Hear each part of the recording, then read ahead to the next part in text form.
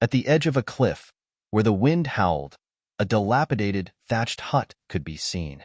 Outside of the hut, in a pool of blood, laid an awfully disheveled and small human figure. Piercing pain tore through Wu Feng's body, making her feel as though she was being hacked at by a myriad of knives, and she found it difficult to breathe. Ascribed to her instincts as an assassin, her eyes shot open the instant she regained consciousness. Her hands pushed down against the ground, striving to turn her body over so she could jump back on her feet, but those actions only served to once again consume her body in pain. By the time she realized she couldn't move her hands nor feet, her slightly arched body had already fallen back into the pool of blood. Her breathing quickened. Turning her head, she did a quick scan of her surroundings and came to the conclusion that she was located on a deserted cliffside. All around her were clusters of debris and weeds. That confused her even more. Had she survived the lethal poison needle bomb? She began to rifle through her memories and paused when she recalled the betrayals of her two most trusted and loved confidants. In that memory was where she pierced her heart with a poisoned needle, activating the bomb within her body and thinking that if she had to die, she would drag that dog couple into the grave with her. Suddenly, an outburst of prickling pain assaulted her mind. Foreign memory fragments swarmed in, causing her to break out in a cold sweat, continuing for a long time before ending and leaving Wu Feng dumbfounded. Did she traverse? Before she could fully absorb the absurdity of it all, a whip flew towards her. Accompanying it was an incisive voice. "Little slut, it looks like you're pretty determined to keep this pathetic life of yours. My hands are already sore from hitting you, but you still have the strength to move? See if I don't beat you to death. Third sister, be careful not to kill her. She scratched my face, so her face now belongs to me. I want to carve on her little cheeks, like we did earlier on her body, until her face resembles a hornet's nest." Another excited and insidious voice joined in. Wait, yet another voice, this one gentle, softly drifted over. "Eldest sister, why are you stopping us?" This little slut dared to secretly seek out His Highness the Crown Prince. When we caught her, she actually bit third sister and scratched my face. Even her death wouldn't be enough to pay this debt. The owner of the insidious voice sounded unwilling, but she seemed fearful of the gentle-voiced woman. Hee. A melodious laugh sounded from above Wu Feng's head. "You've already slit the tendons of her hands and feet and sheared her body 100 times with a knife." Third sister also vented her spite with 100 whiplashes, making it so that there is not one shred of presentable flesh on her body. Now, the only thing she has left is her little face. Although the voice was tender and sweet, it was not difficult to perceive the disgust and mockery in it. Cold murder rose in Wu Feng's eyes. So her tendons were cut? No wonder she couldn't move her hands or feet.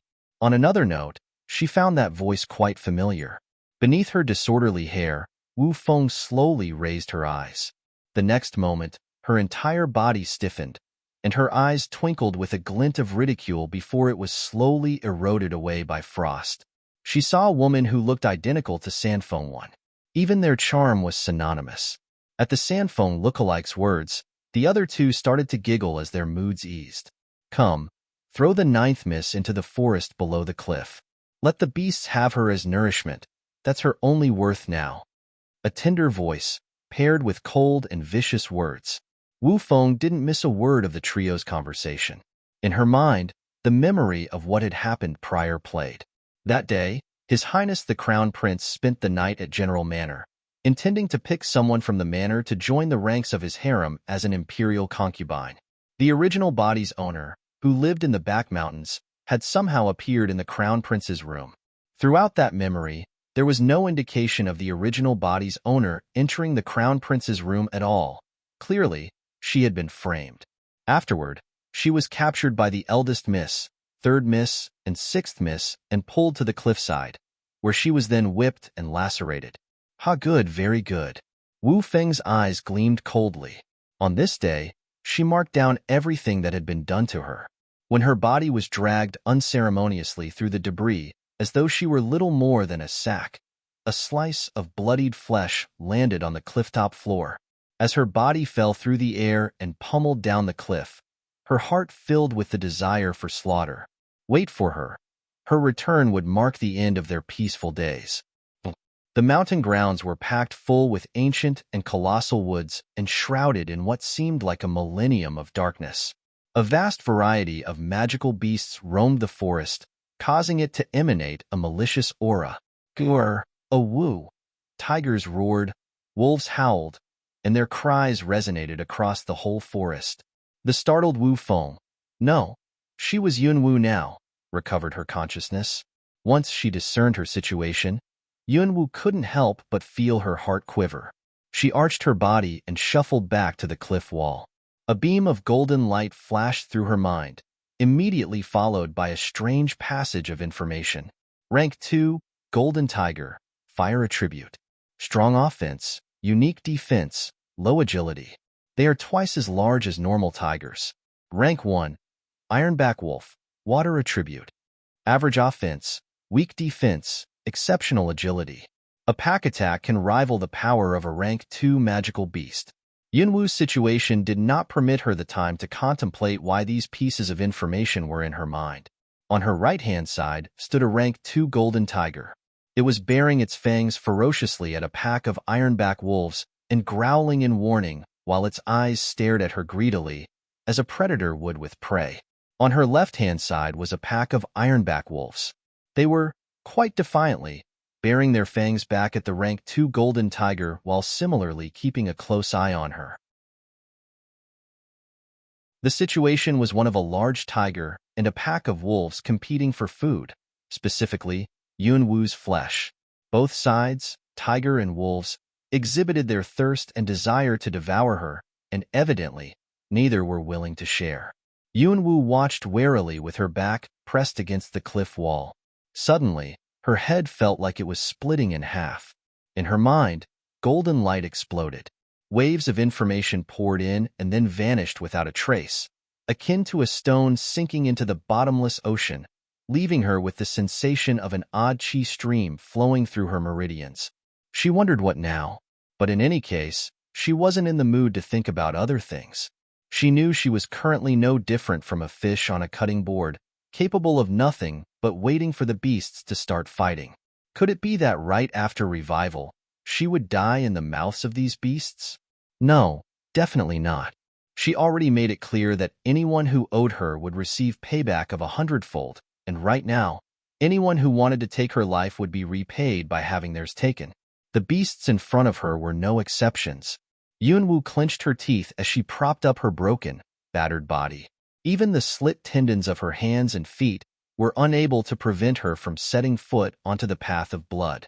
What she didn't know was that the strange chi in her meridians, coupled with her willpower, had replaced her devastated tendons. Little by little, she straightened up while using the cliff wall as support, and at that moment, her terrifying mentality seemed to have taken control of her body. Her injuries and the pain coursing through her limbs were forgotten.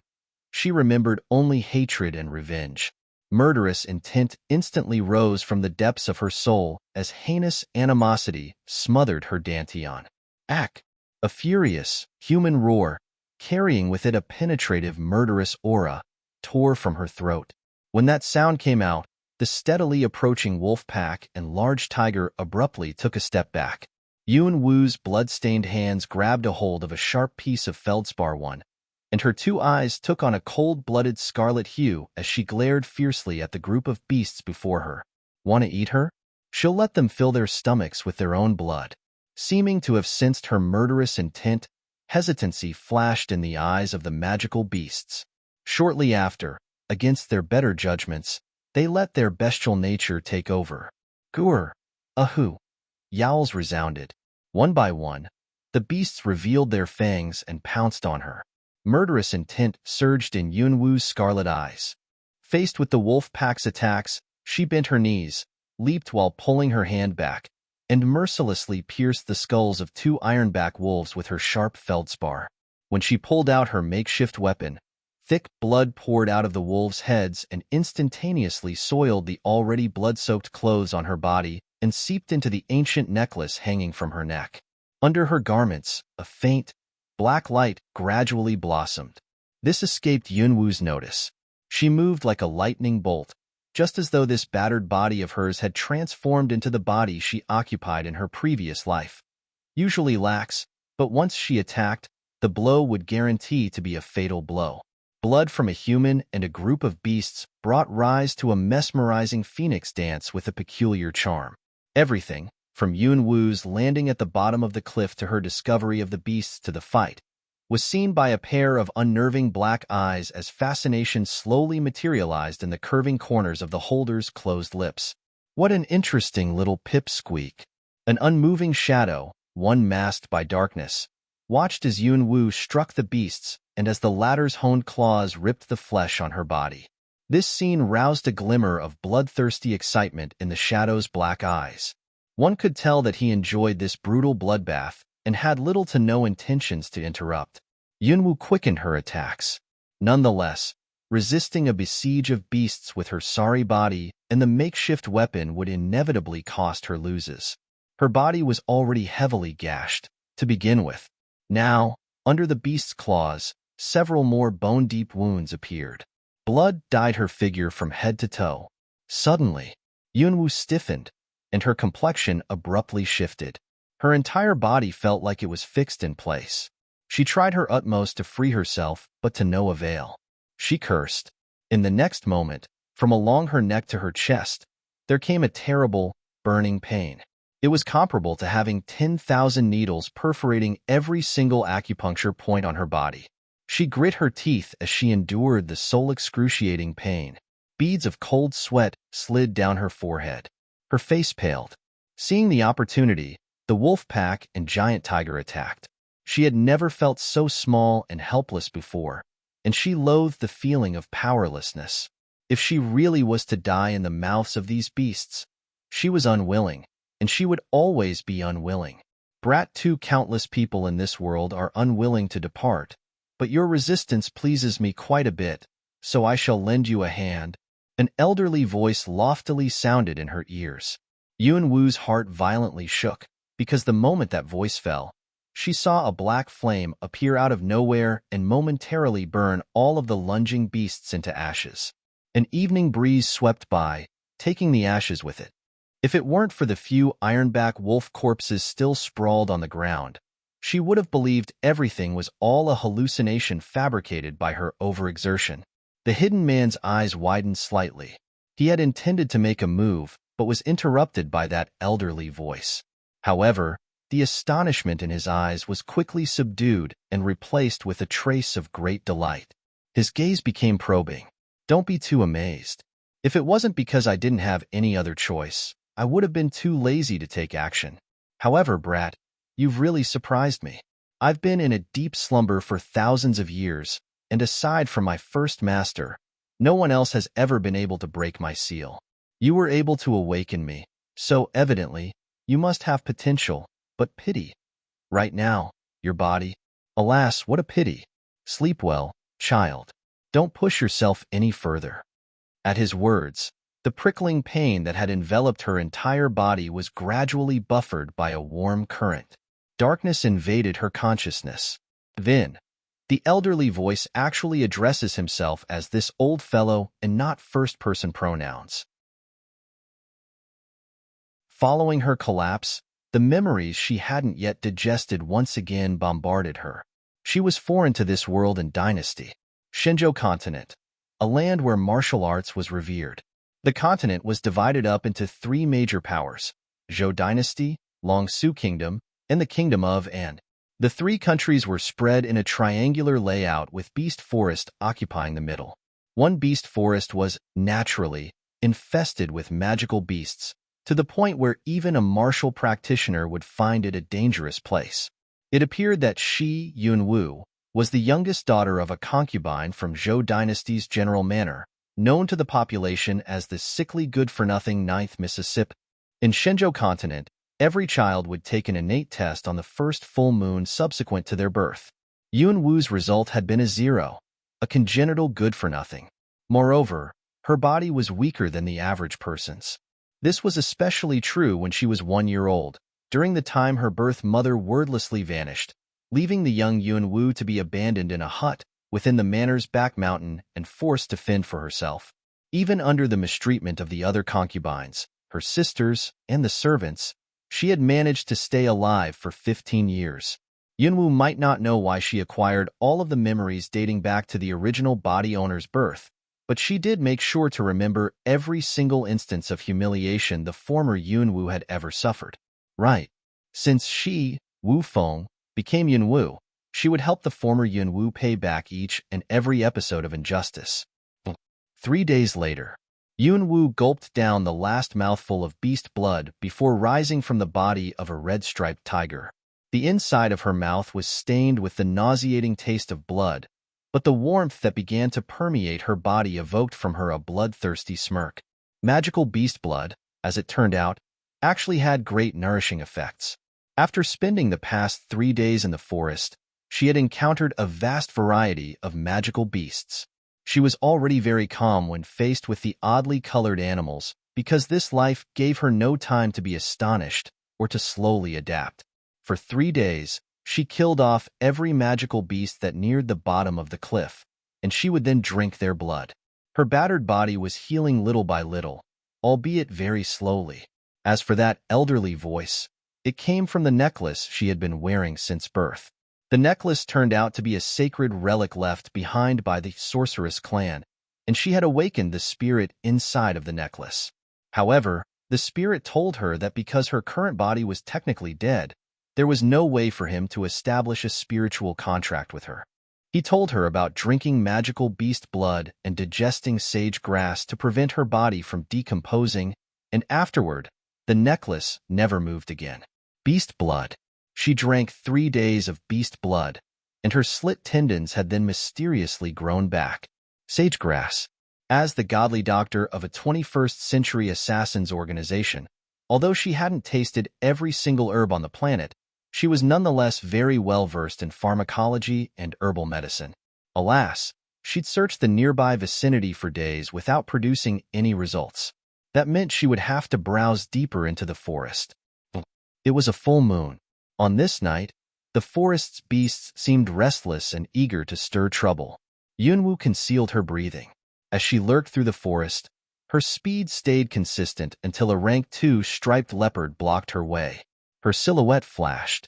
Once her back was pressed up against a large tree, she released a handmade feldspar weapon smeared with poisonous herb extract. Coated with moonlight, the feldspar flew in the direction of the resting leopard and sunk into its head. Sneak attacks were an assassin's specialty. The leopard's roar cut through the forest sky, finally shattering the forest's eerie silence before swiping at its head, dislodging the feldspar and causing blood to gush out. By then, Yunwoo's petite body had already stealthily slipped away. Underneath the cover of the night, she noiselessly eluded the areas ridden by beasts and sped straight into the depths of the forest. Deep inside the forest was a remote lake. Its surface sparkled and shone with the reflection of a round moon, beautiful and uncanny. An assortment of plants encircled the lake.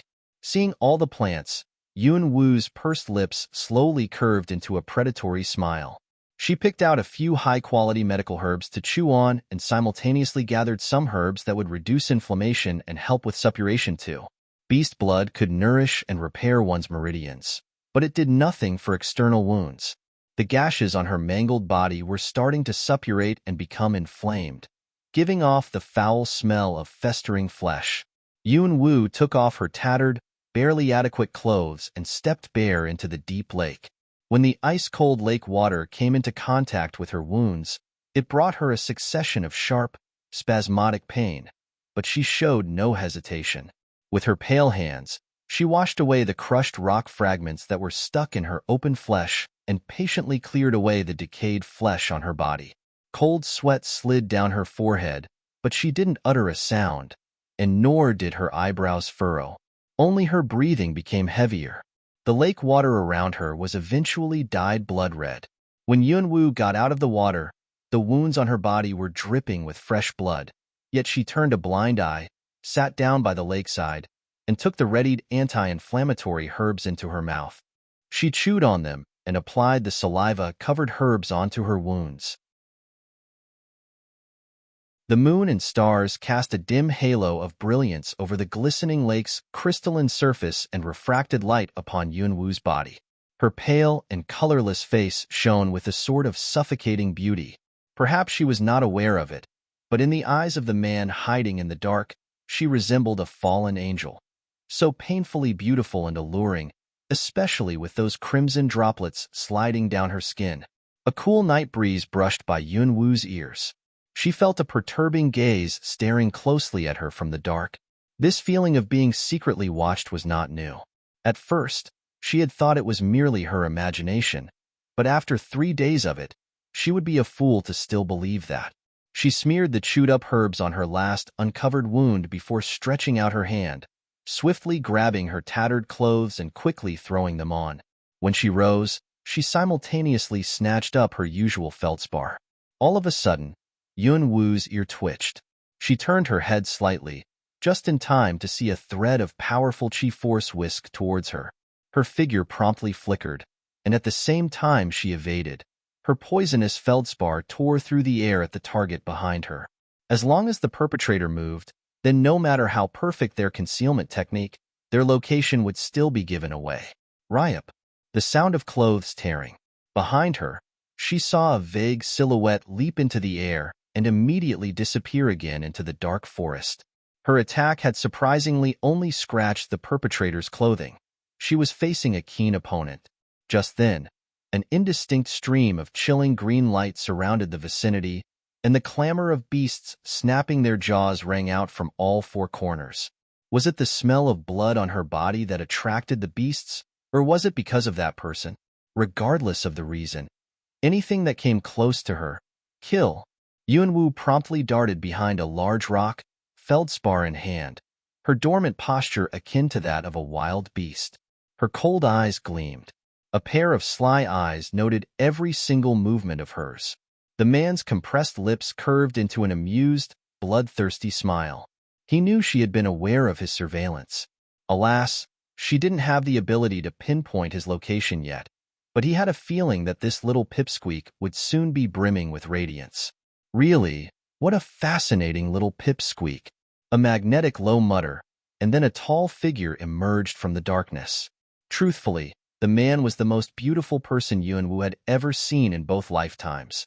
Enchanting silver hair, shapely eyebrows, twinkling black eyes, skin like snow, and a pair of seductive lips.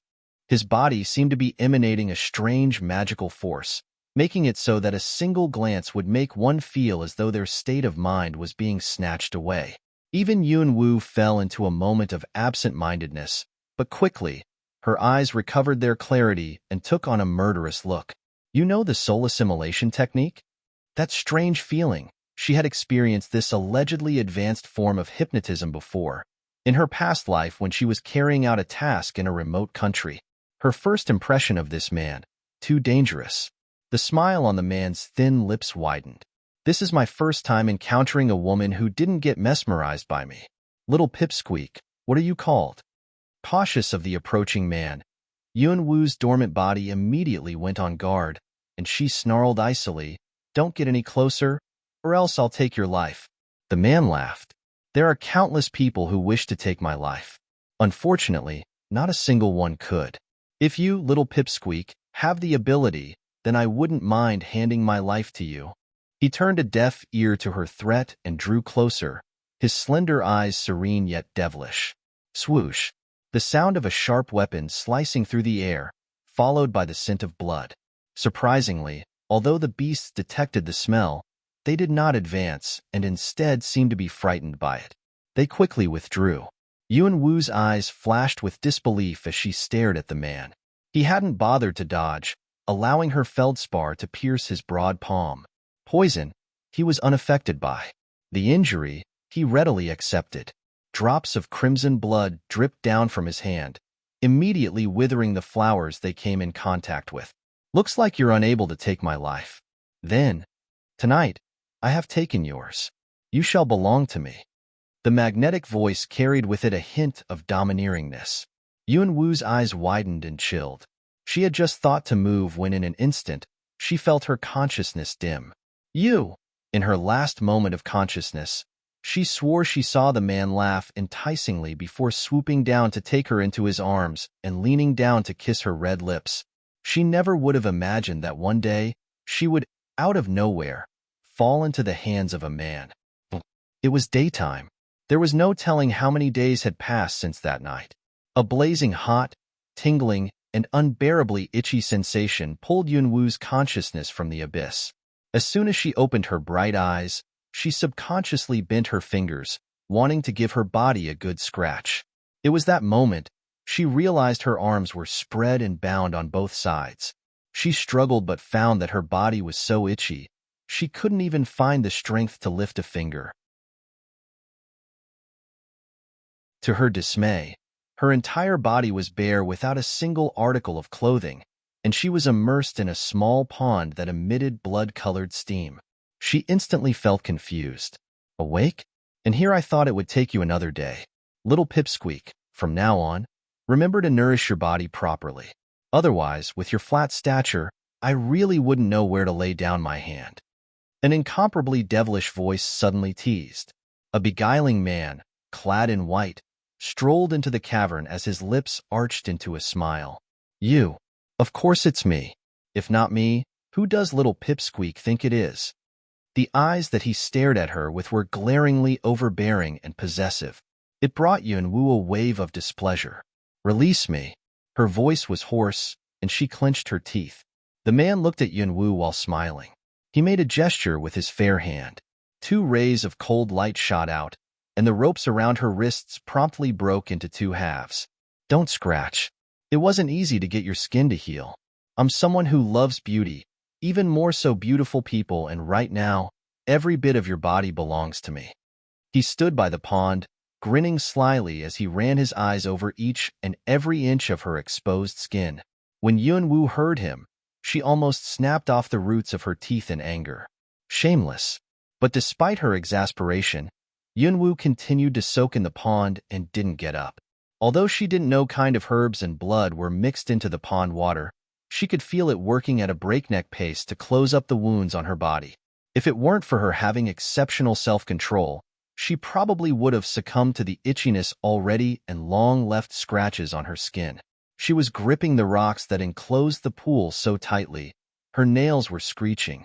Only by doing this could she resist the impulse to scratch her body. The man was smiling the whole time. His keen eyes brimmed with amusement and sheer interest. Just from watching her for 3 days, he was able to tell that this meager girl was actually pungently tough, and that aspect thoroughly amused him. It had been long since he last felt his blood roaring and surging like this. All of a sudden, his hand reached out and grabbed the necklace that was plastered to her chest. Yunwoo paid him no heed. It was a spiral-shaped pendant, suffused with an air of old age. In the eyes of outsiders, it was undoubtedly just an utterly hideous and worthless necklace. Otherwise, it wouldn't have been able to peacefully stay around Yunwoo's neck for so long. After a glance, the man withdrew his probing gaze. Mischievously, the same slender finger glided upwards to provoke her narrow chin. Say, Pipsqueak, should I eat you now, or raise you a bit more? It's getting a little hard to resist. Yunwoo didn't even stop to think before opening her mouth to bite the finger that had touched her. Hard. The man laughed and let her bite him. What she didn't expect was for her consciousness to suddenly dwindle when his blood came in contact with her tongue. That was when she realized that his blood was actually an overpowering drug. Late at night, Yunwoo woke up for the second time that day. This time, she found herself lying on a smooth expanse of rock. The uncomfortable itch had vanished, replaced by a cool sensation. She exploited the dim moonlight to look down at her body, which she found to be, once again, completely bare. There was a slight shift in her expression and then a glimmer of surprise. Her marred skin was now white beyond compare and tender like a freshly simmered and shelled egg, not a single scar left behind. That blood medicine pool was the first thing she thought of. She quickly suppressed the astonishment in her heart and put on her old, tattered clothes before finally beginning to scrutinize her surroundings. It was a fairly clean cavern. The small pond was still there, situated in a corner, except the blood water had dried up. She scoured the cavern and did not catch a single glimpse of that bastard. until her gaze swept out of the cavern and landed on the lake outside. There was the silhouette of a man in the water. Murderous intent rose in Yunwu's eyes. In this world and her last, there had never been a person who dared to threaten and take advantage of her without paying the price. Under the boundless moonlight, Yunwu's lithe body mirrored a soundless leopard as she stealthily headed for the lake. The lake glistened with faint ripples, and the sound of water splashing resonated through the night. The man was leaning against a rock, his body submerged in the water while a headful of silver hair hung loosely down his delicate back. Although clearly only his back was showing, the sight was already overwhelmingly enticing. Little by little, Yunwu approached, and as she did, she couldn't help but wrinkle her brows. She had to admit, this man was the epitome of temptation. She quieted her breathing and drew near.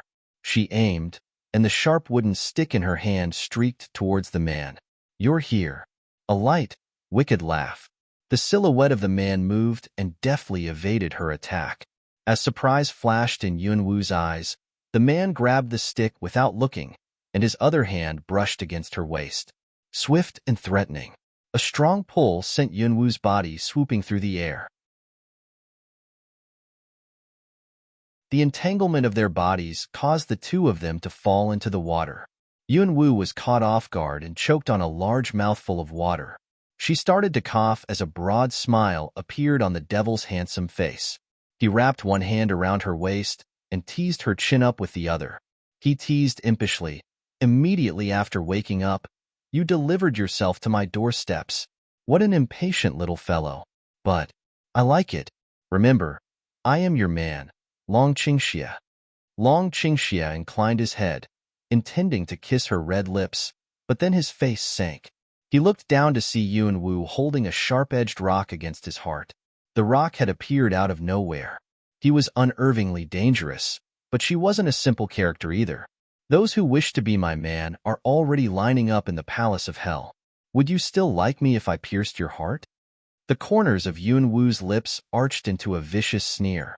Long Qingxia lifted his line of sight from his chest to the girl before him. Her pale little face was not outrageously beautiful, but right then, deep within her bottomless black orbs, was a shock of intense ferocity. That, in his eyes, was charming enough to be lethal. Long Qingxia acknowledged himself as a perilous man, yet now, he was being thoroughly enthralled by Yunwu. Subconsciously, his lips slowly curved into a roguish smile. Ignoring her threat, he pinched her chin, leaned in, and flashed her a wicked smile. To die beneath a peony flower one is still remarkably romantic.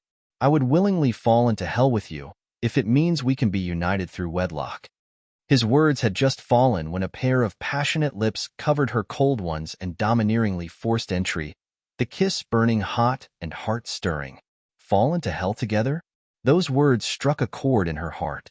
What a familiar-sounding sentence. Murderous intent abruptly sprang from her body. Her free hand turned over, and she thrust it against Long Qingxia's neck in a knife-like manner. "Little Pipsqueak, you really are troublesome. Look, you've even ruined such a nice atmosphere." Reluctantly releasing her red lips, he smiled devilishly as he dodged her hand and simultaneously brushed aside the sharp rock that was pressed against his chest. When Yunwu saw this, her eyes gleamed with a cold light and she leaned forward to launch an aggressive attack. But right when Long Qingxia pulled back, she suddenly withdrew. By the time he reacted, she had already swum to the opposite bank of the lake. "Don't let me see you again, or I'll definitely kill you." Within her icy utterance, there was an almost imperceptible trace of a complex emotion. She didn't turn to look at Long Qingxia. Instead, she grabbed the belongings she'd left by the lakeside and quickly disappeared into the night. "Little Pipsqueak, you actually think you've escaped from me? How naive." The man whispered and laughed lightly as he stared after her fleeing figure. What Yunwu didn't know was that back then, the day she propped up her broken body and fought with the besiege of magical beasts, the man's malicious eyes had shone with a faint hint of determination. He wanted to make her his because, from her body, he had detected the spirit of his own kind. Early in the morning, the silence of the back mountain was shattered by a succession of footsteps. "Move faster." After that hut is dismantled, throw the logs into the latrine too and let them soak there for a while, then pull them out to be burned. A lofty voice commanded, Miss Xiao Chui, if the logs are thrown into the latrine, they wouldn't be able to ignite. Right. Miss Xiao Chui, why do it like that? Wouldn't it be easier to just burn them from the start? What do you two know? The third miss and the sixth miss said, since that good-for-nothing was shameless enough to try a seduction attempt on His Highness the Crown Prince, her death is only a matter of fact. Her belongings are only suited to be thrown into the latrine. Another sharp and arrogant voice rang out. What are you guys spewing so much nonsense for? Just do what you were told to do. After that rundown hut is dismantled, the sixth miss wants a wooden shed to be erected in its place. She plans to rear some magical beasts there. The speaker was sixth Miss Yun Qing Heir's personal maidservant, Xiao Lu. The one who had spoken before was third Miss Yun Ling Shui's personal maidservant, Xiao Chui. These two servants just so happened to be the ones who threw Yun Wu off the cliff that day. They both exhibited somewhat spoiled and haughty temperaments as they led a pair of stocky guards down the path to the hut. Not a word of their dialogue escaped Yun Wu's keen hearing. Inside the hut, Yun Wu's eyes turned murderous, but the corners of her mouth lifted. Those vicious servants actually delivered themselves to her door. Bang! The door was kicked open. Xiao Chui and Xiao Lu took the lead and stepped in. They intended to look around first to see if they could scavenge anything valuable from the hut before dismantling it, but they found the place shabby and sorry-looking, comparable to a beggar's nest. Their disdain-filled eyes scoured the place, and they were about to let the two guards in when all of a sudden, the maidservant's eyes widened. It was as if what they had seen was so terrifying, it had shattered the greater part of their souls. Ninth. In her shock, Xiao Chui could only stammer the word ninth. Xiao Lu was also scared beyond words as she watched Yun Wu stand up and slowly approach them. Xiao Lu wanted to flee, but her legs trembled violently. Ninth, miss? No, impossible.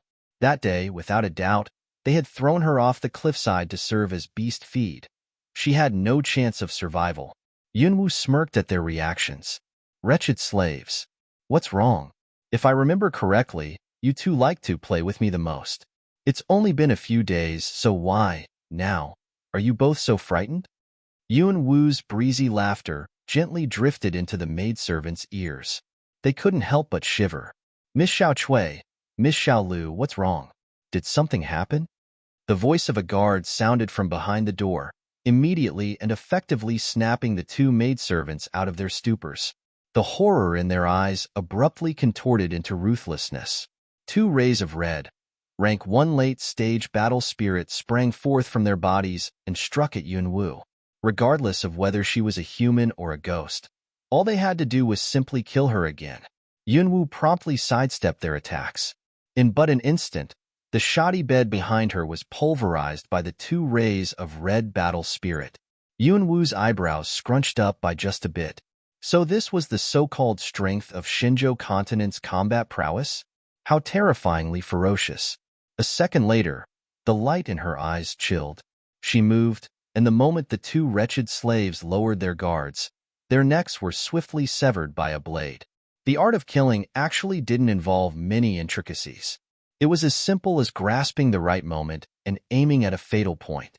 Then, one move would be more than enough to end someone's life. Through her acquired memories, Yun Wu had learned that when one's martial prowess surpassed rank 2, one would naturally gain a defensive ability that would serve to protect their entire body. Clearly, those wretched slaves hadn't reached that level, so for Yun Wu, killing them was as easy as turning her hand. On the ground, Xiao Chui and Xiao Lu's eyes were still wide open and filled with shock. Even in death, they never would have believed that they had been killed by one blow from a sickly good-for-nothing. Having heard the sounds of struggle, the 2 guards immediately rushed into the hut, but when they saw the corpses of Xiao Chui and Xiao Lu, then the girls standing over the bodies, their faces paled. They turned around and tried to flee. Right when they ran out of the hut, they felt something strike and numb their legs, forcing them to their knees. Where are you two going? Aren't you here to dismantle the hut? This hut is still intact. So why are you both already running away? Aren't you afraid of the two misses breaking your legs? Yuan strolled out of the hut, dragging the foot of a corpse on each hand as she leisurely walked towards the guards. Ninth miss, spare our lives. We don't know anything. The panic-stricken guards looked at Yuan as though they were seeing a ghost who had crawled out of hell. The guards were merely low-ranking ones, and they were only at the middle stage of rank 1.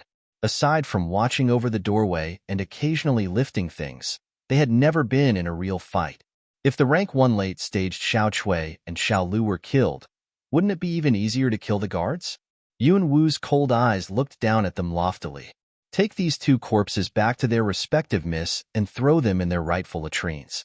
Make no mistake, or else, your endings will be no different from theirs.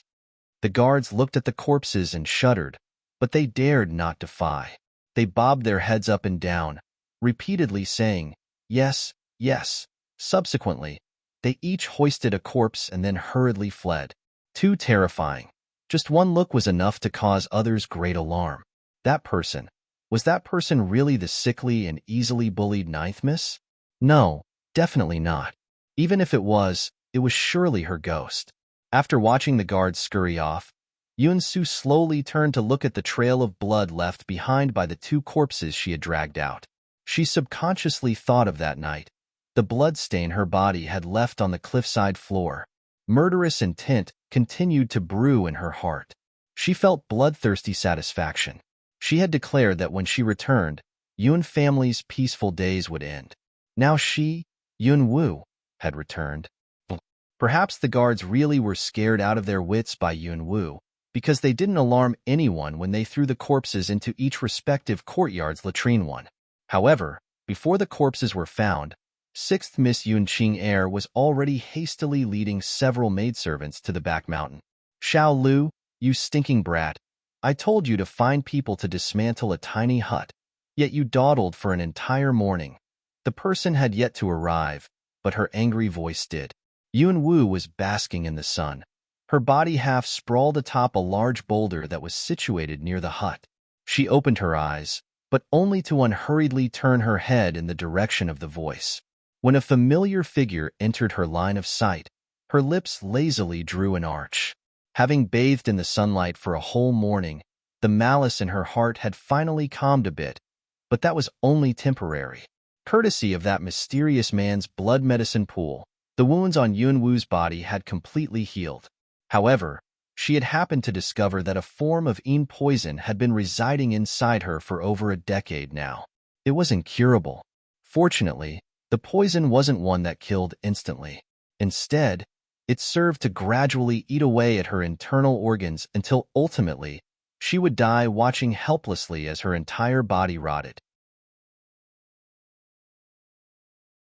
At the beginning, victims of this poison would retain the same physique as any other healthy individual, but when consumed perennially, the poison would force the victim's constitution to gradually collapse, reducing them to a weak and morbid state, no different from an invalid. Since the start of Yun acquired memories, she was known to have a feeble physique, which meant she had been poisoned at birth. To be so cruel, who could have done it? Anyhow, regardless of who, they must belong to Yun Manor.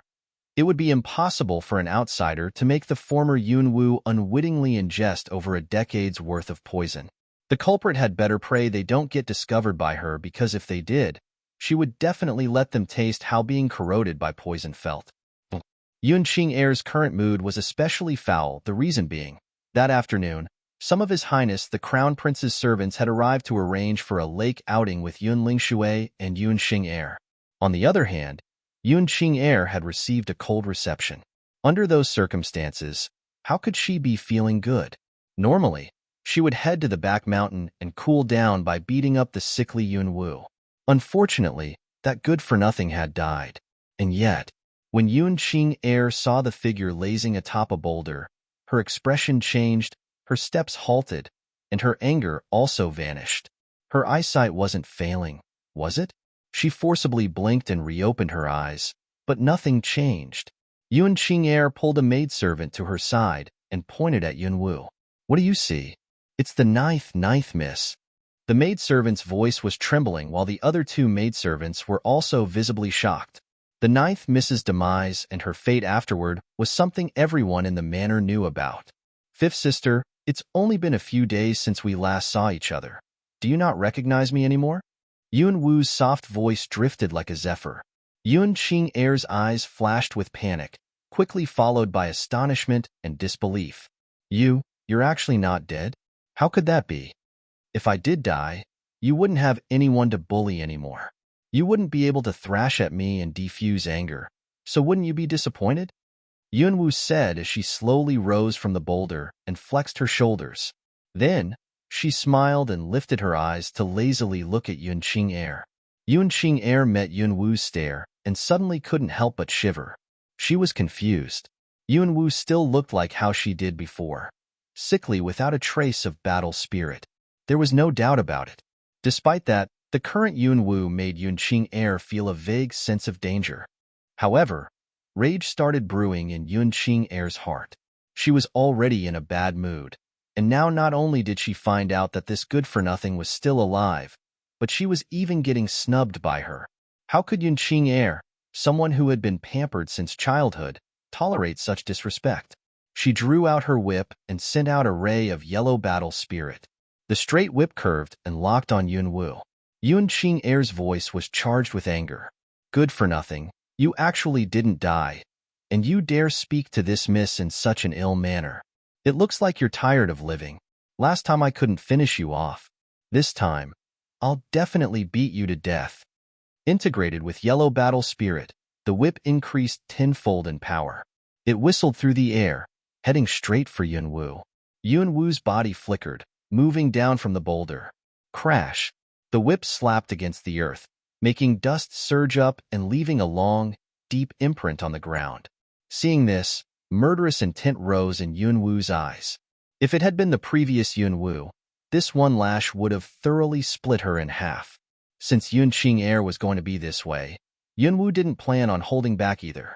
When the whip came down again, Yuan Wu did not retreat.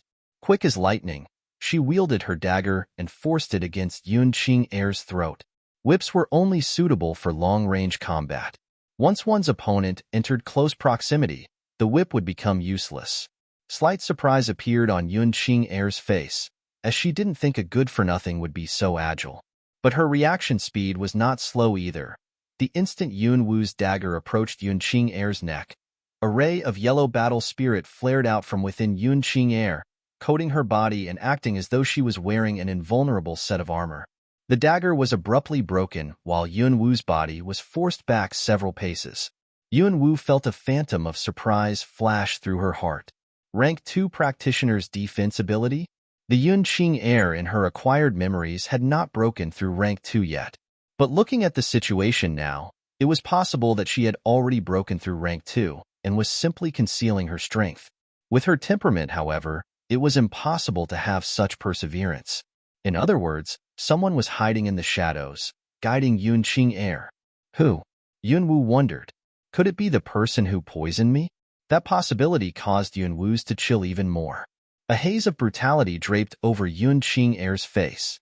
She looked as though she had discovered something crucial, and that something had angered her greatly. Slut, you didn't die and gain such a high level of agility instead?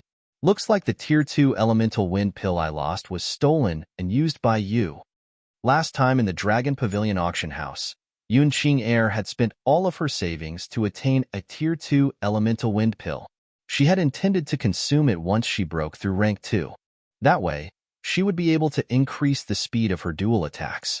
Unfortunately, only after she broke through did she discover that the pill had disappeared into thin air. Now, seeing Yuan Wu alive and so nimble, Yuan Qing'er couldn't help but associate it with her missing pill. This, she could not let go. That was a Tier 2 elemental wind pill, Tier 2, On Shenzhou continent, the possibility of an apothecarist appearing was one in a minimum of 10,000, and amongst 1,000 apothecaries, only with the aid of luck would one become an alchemist. Furthermore, alchemists were tiered. Producing a second-tier pill would require an alchemist to be on at least the second tier. Don't mention Zhou Dynasty.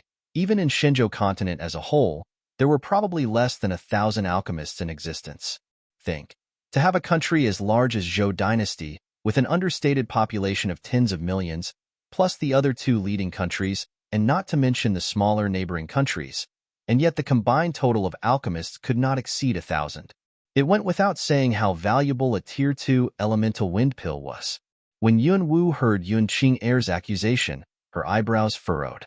She ate Yun Qing'er's Tier 2 elemental wind pill? Bullshit. The previous Yun Wu was weak and feeble.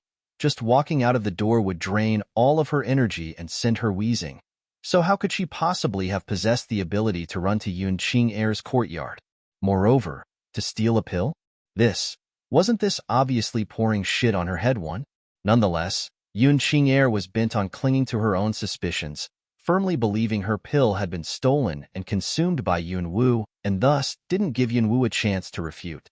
Yun Qing'er felt like the anger swirling inside her could turn the sky upside down. She no longer held back any strength as yellow battle spirit began to whirl about.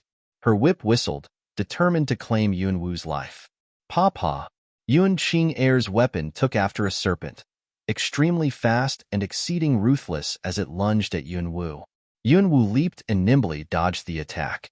For a short while, Yun Wu couldn't get near Yun Qing'er's body at all. More bloodstains accumulated on her own body instead. Damn. Yun Wu's predicament once again reminded her that she was much too weak. Her killing abilities still had room for improvement because medicine was her primary focus, but even if she reached the peak of perfection on assassination, she still wouldn't be able to take on the strength of Shinjo continent's martial arts. Actually, Yun Qing'er was also a little stunned. The attacks she had released were all full-force attacks, yet to her surprise, the former good-for-nothing was able to dodge again and again. The thought of Yun Wu consuming her Tier 2 elemental wind pill to reach that speed instantly replaced her astonishment with sinister rage.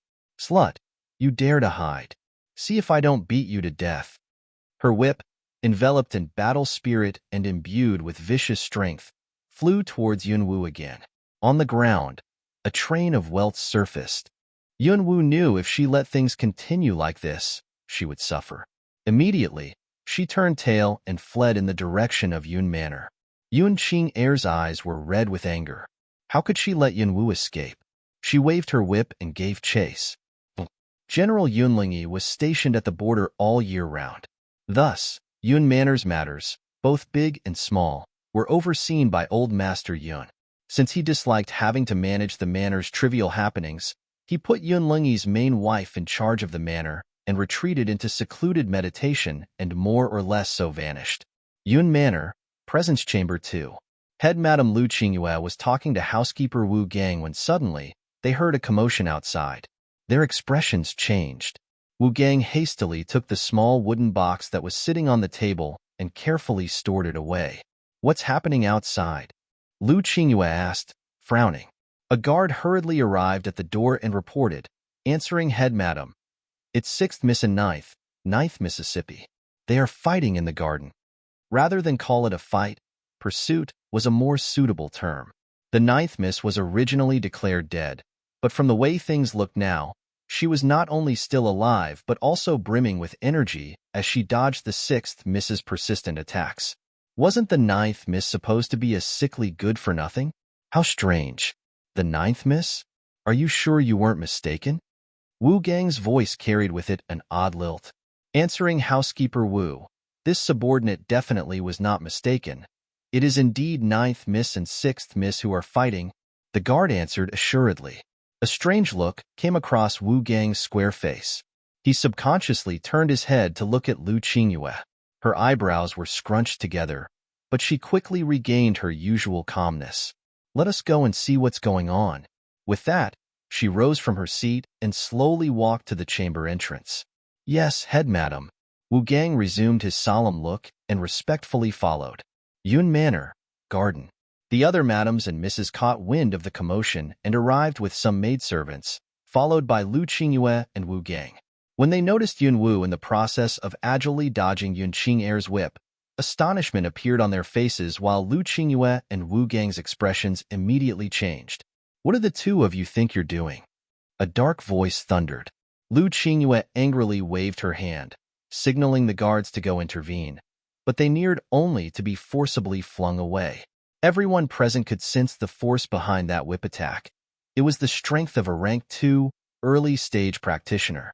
Wasn't the sixth miss at the late stage of rank 1? When did she have a breakthrough? Lu Qingyue's eyes narrowed slightly.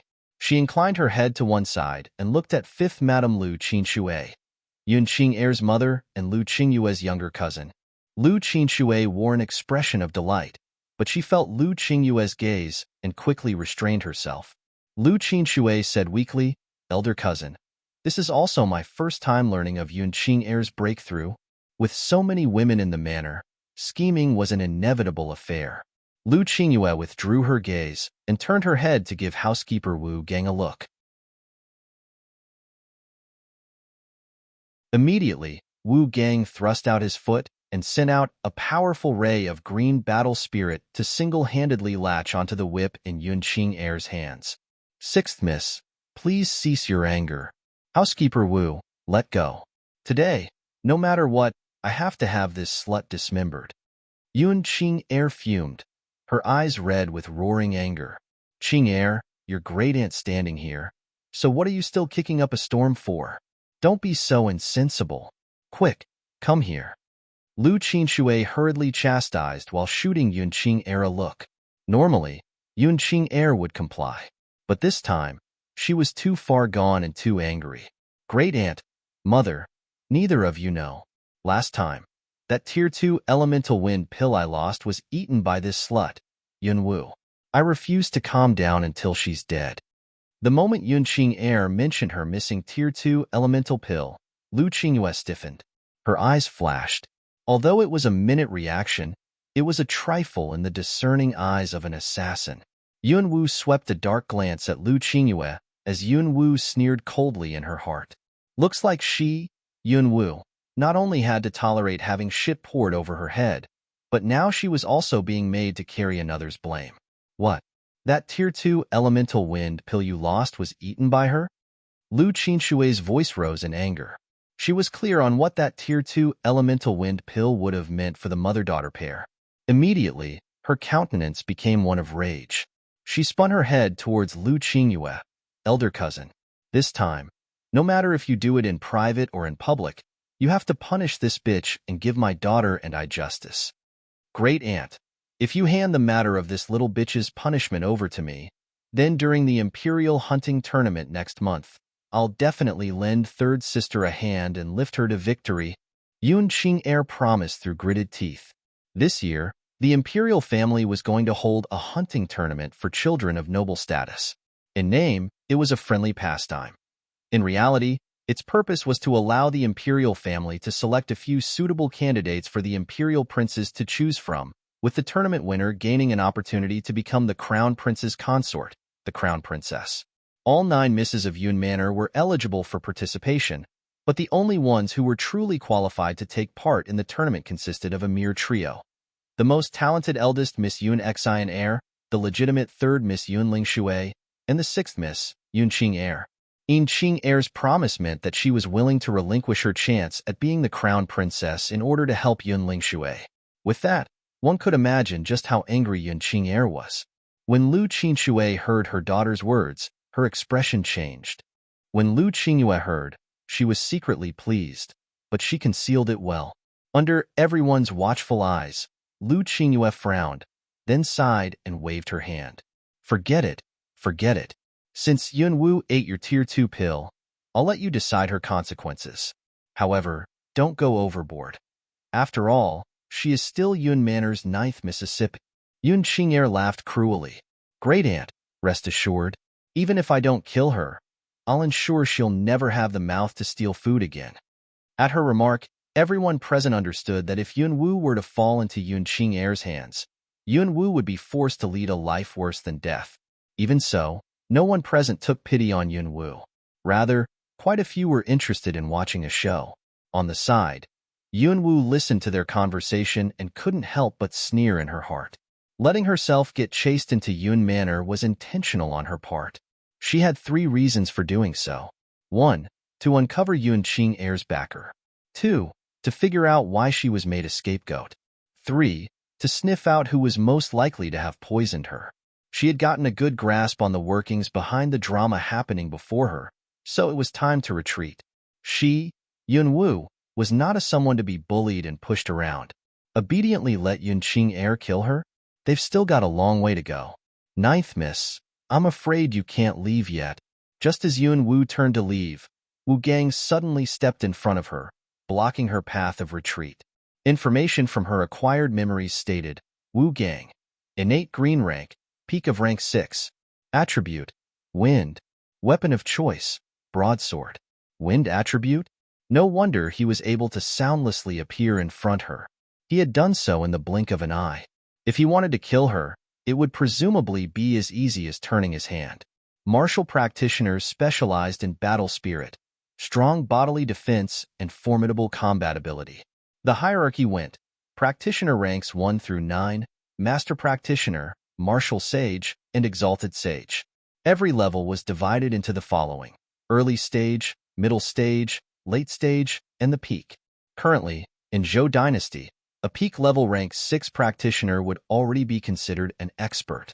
There were 5 attributes: wind, wood, water, earth, and fire. 7 innate colors: red, orange, yellow, green, teal, blue, and purple as the highest.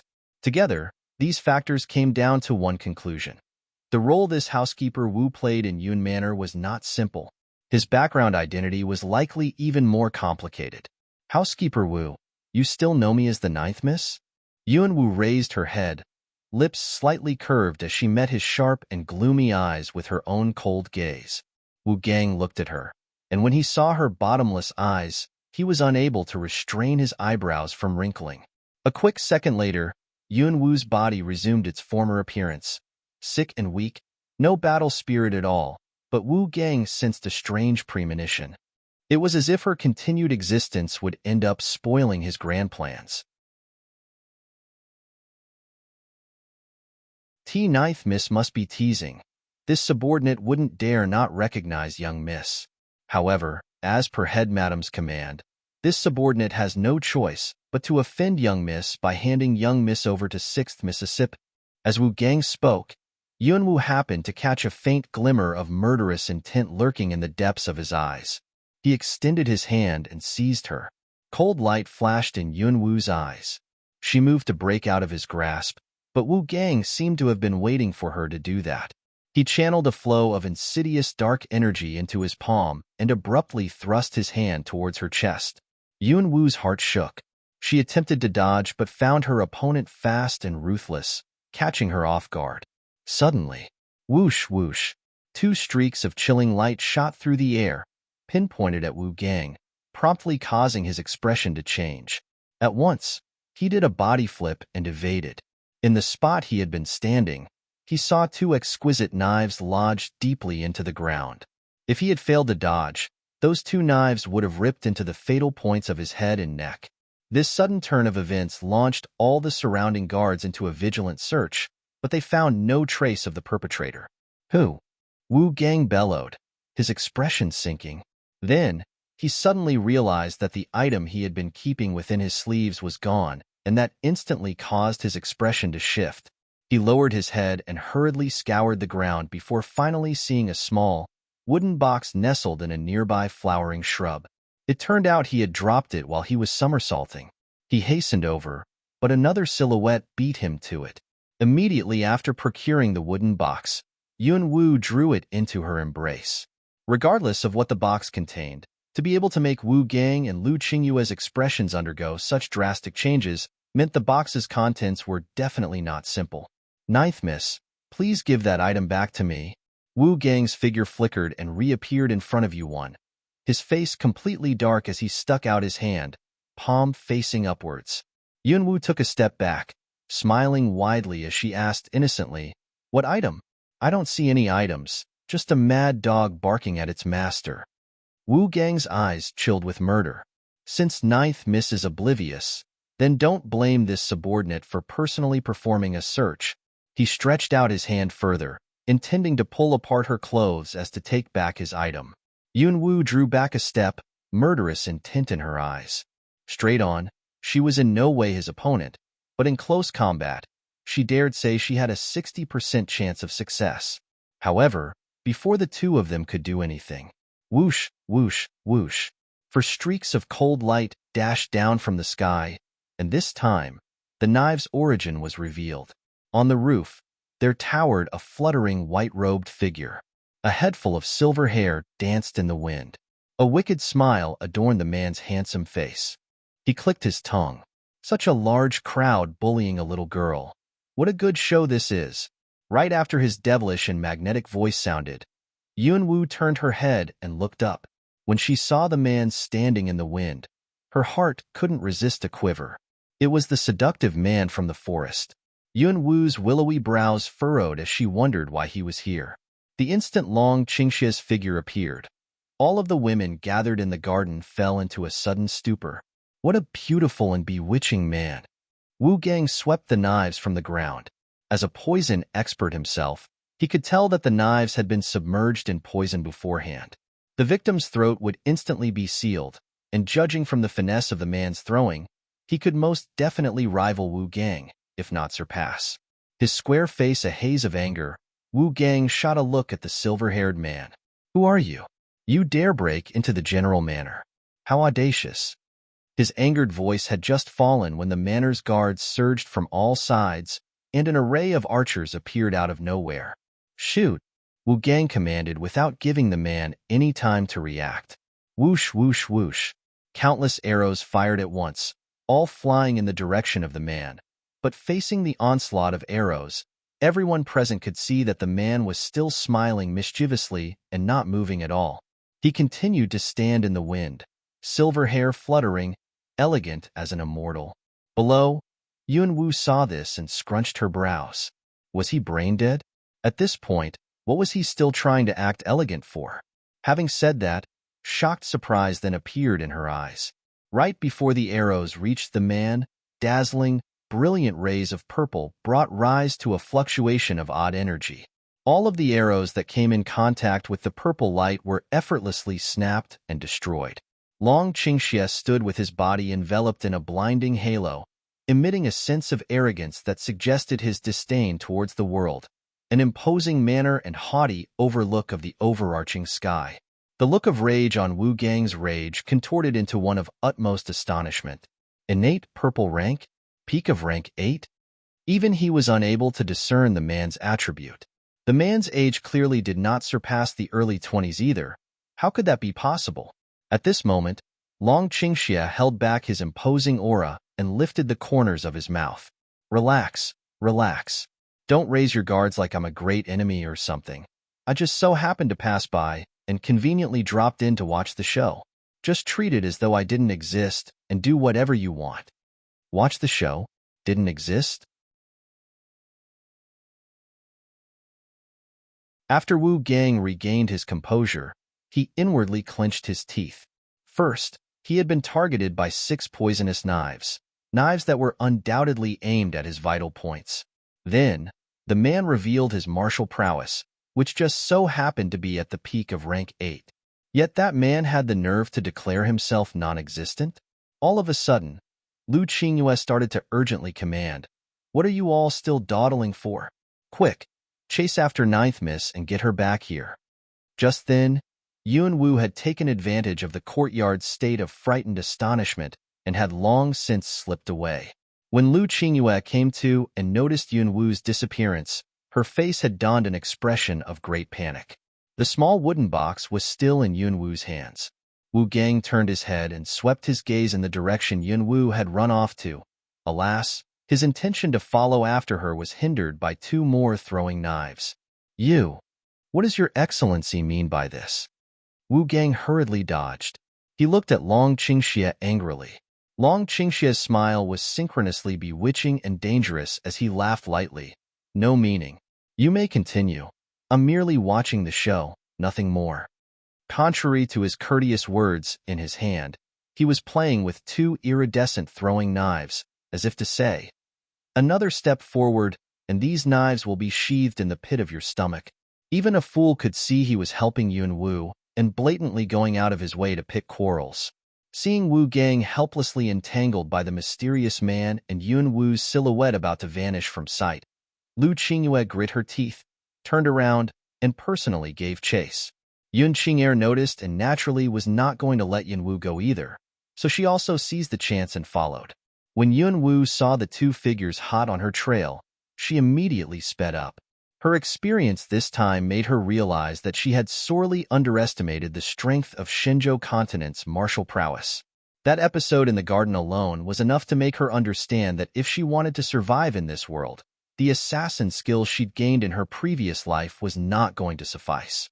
Moreover, her acquired memories told her Lu Qingyue was a late-stage rank 3 practitioner, and then there was Yun Qing'er too. Just by relying on Yun Wu's current strength, it would be impossible to deal with them. With Yun Manor being so heavily guarded, escaping would prove to be difficult, and the two people behind her were not negligent in their pursuit either.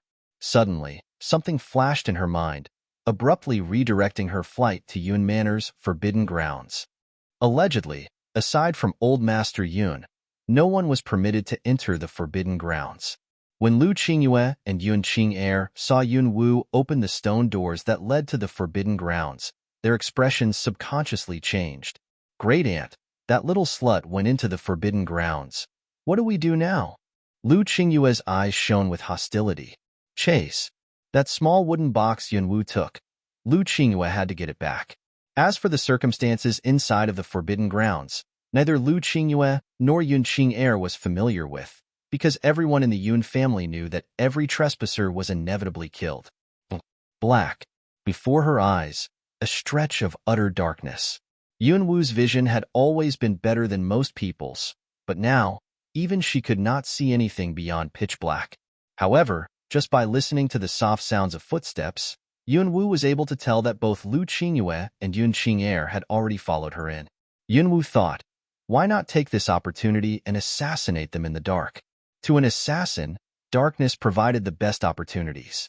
Just as this thought came to mind, she heard the almost imperceptible sound of a trap mechanism activating. Her surroundings suddenly lit up until she could finally see the place was she in.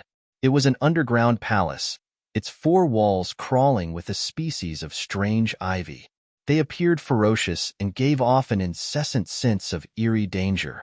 Yun Wu was standing at the end of a long passageway, just before a turn, while at the threshold stood Lu Qingyue and Yun Qing'er.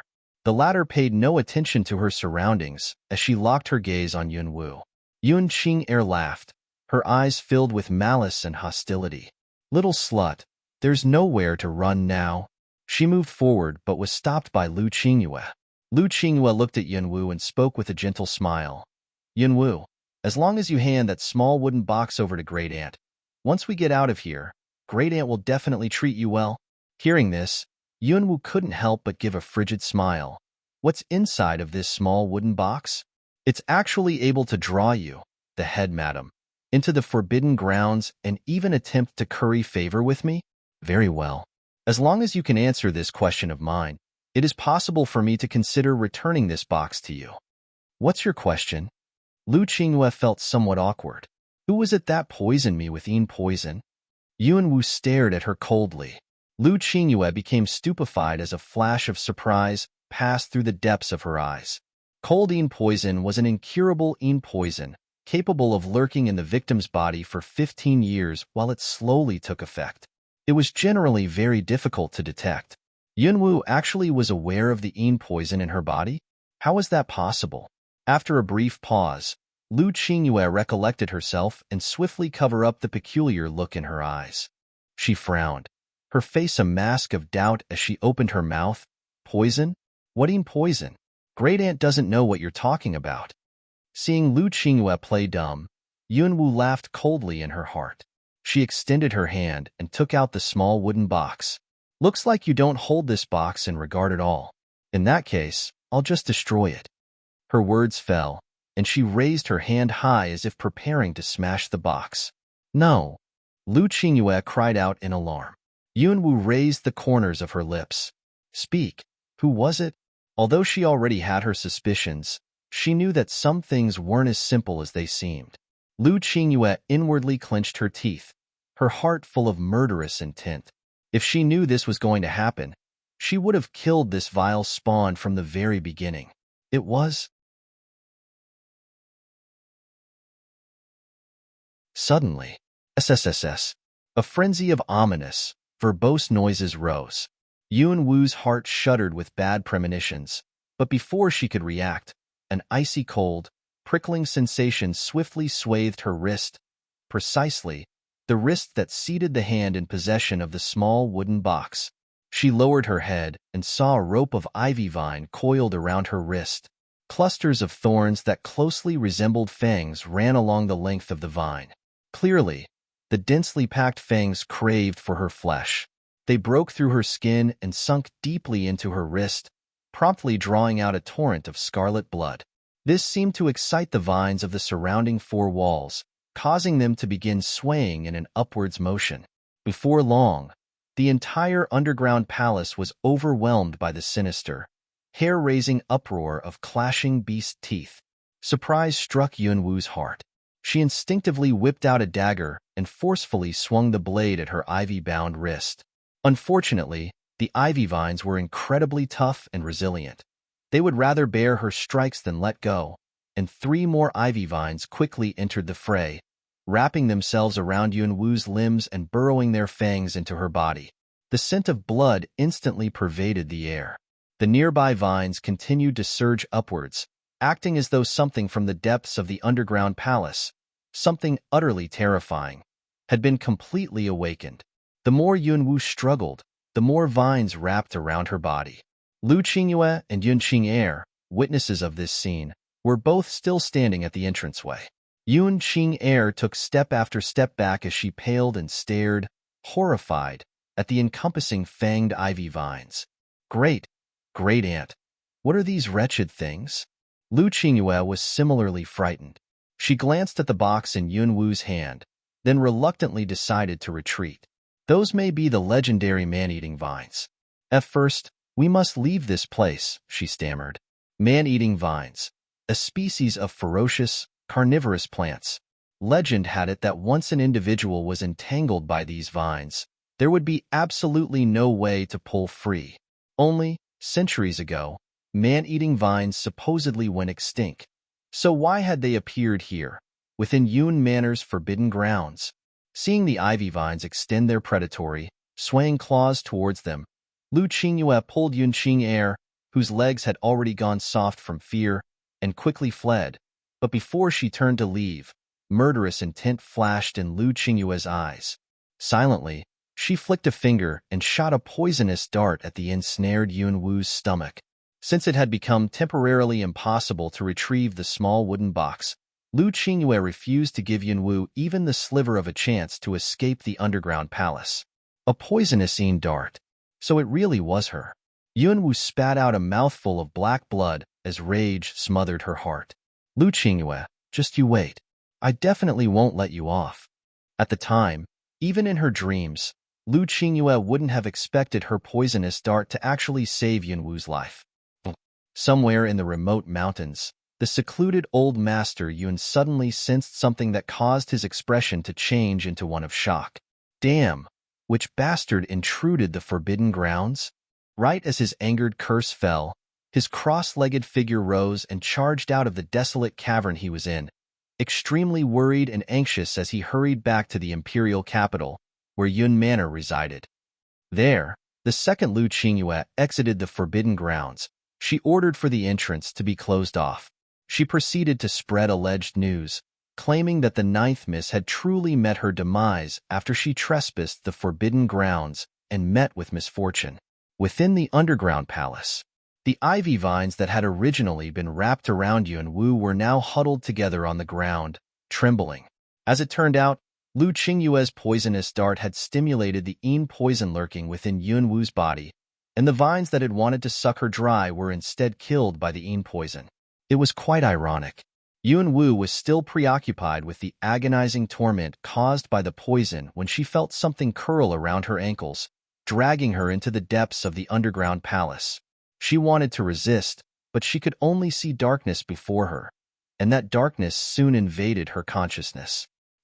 So cold, So cold, it was intolerable. So hot, it was unbearable. The dual assault of hot and cold abruptly tugged Yunwu out from the abyss of unconsciousness. The moment she came to, her expression changed, and she instantly felt her legs weaken from shock. She saw a gigantic man-eating vine thrashing around the underground palace confines, threateningly baring its fangs at her while an enormous python lazed on the side. The python resembled a lofty mountain, its forked tongue flickering out again and again as it hissed, its lantern-sized, forest-green eyes locked fixedly on her in the way one would stare at food. Being preyed on, this was already her second time experiencing it. Taking a moment, Yunwu scrutinized her surroundings and circumstances, whereupon goosebumps flooded her skin. Even though she was calmer than most individuals, she was still somewhat scared out of her wits. After all, laid out before her was an extremely spacious underground space with walls layered in man-eating vines, a motley python, and more importantly, she was right between them, immersed in a pool of magma. It was a scorching hot magma pool, yet she felt both hot and cold. This was caused by the battle between the magma and the poison inside of her body. Were they trying to detoxify her? It made sense, seeing the poison in her body had killed several man-eating vines, so they wouldn't have dared to just eat her without ridding the poison first. However, very soon, Yunwu's expression once again shifted. She felt like her heart was about to jump out of her throat because she realized she was wrong. These wretched things. Why would they be so kind as to help detoxify her? Yunwu reckoned they were actually offering her up as a sacrifice, and that the object or being of their worship was within this very magma pool. She dared to make such a bleak claim because, beneath her feet, she felt the slow stirrings of a silken creature. Damn! She blanched and immediately wanted to climb out of the magma pool. The giant python and man-eating vines hissed threateningly. Then, whoosh! A colossus creature suddenly flew out of the magma pool, followed by a resonating dragon's roar. When the creature appeared, the nearby python and the man-eating vines all obediently bowed their heads, as though to welcome their king, making for quite a strange sight. Ha ha ha! This prince has been imprisoned for hundreds of years and deprived of human flesh for eons. This time, my vassals, you have done well. The crimson dragon cackled, its drool dripping down to the ground. The beast, clearly in a buoyant mood, eyed Yunwu with a terrifying gaze. The giant python and the man-eating vines seemed pleased by the crimson dragon's praise, for they began to hissing in delight. Meanwhile, in the magma pool, when Yunwu caught sight of the crimson dragon, her expression turned a bit unsightly. She completely ignored the dragon's excitement because her own sense of crisis was crying out. A peculiar passage of information flashed through her mind, further darkening her expression. The Dragon Clan's 8th prince, the Red Fire Dragon. Fire attribute, valiant offense. Ill-tempered with an inherent love for slaughter, the Red Fire Dragon is a blithely gluttonous beast and thus 1 year. It launched an expedition of unruly massacre. Humans serve as the Red Fire Dragon's primary food source, though it bears a preference for females. After surrendering to a summoner from the Yun family, the Red Fire Dragon was subjected to imprisonment within Yun Manor's forbidden grounds. Yunwu honestly didn't know why her mind was capable of providing her this sort of information, but if everything it said was true, then her situation. Old geezer, quick, do me a favor. Save me, ah. At this point, the only person who came to mind was her savior from Beast Forest, that old necklace spirit. After all, he was able to manipulate a ray of light to reduce a group of lousy beasts to dust, meaning his strength was irrefutable. Brat, it's not that I don't want to help you. It's that I'm also helpless. I am a sacred relic spirit, but your body is lifeless, so there is no way for us to form a spiritual contract. An elderly voice spoke in her mind, but without waiting for him to finish rambling, Yunwu cut in with gritted teeth. What about last time? Make an exception. Wait until I get out of here. I'll definitely revive my body and form a contract with you. Right now, saving my life is more important. This time, before she could finish, the Red Fire Dragon opened its mouth and descended, intending on swallowing her whole. Bang! A ray of black light suddenly burst from Yunwu's chest, bringing about an imposing surge of energy that spread through the underground chamber. The red fire dragon's body was immediately knocked aside. Sorcery? What is the relationship between a human like you and the sorceress clan? The dragon's beastly pupils flushed with rage, and a roar set off in the chamber. It was as if he had met the murderer of his kin. Quick, into the magma, the elderly voice hurriedly urged. Yunwu wasted no time sucking in a breath and sinking into the magma, upon which a fiery, oppressive sensation assaulted her. It pressed down on her in a way that felt dozens times worse than being in normal water. Fortunately, a faint black light soon shrouded her body and alleviated the pressure.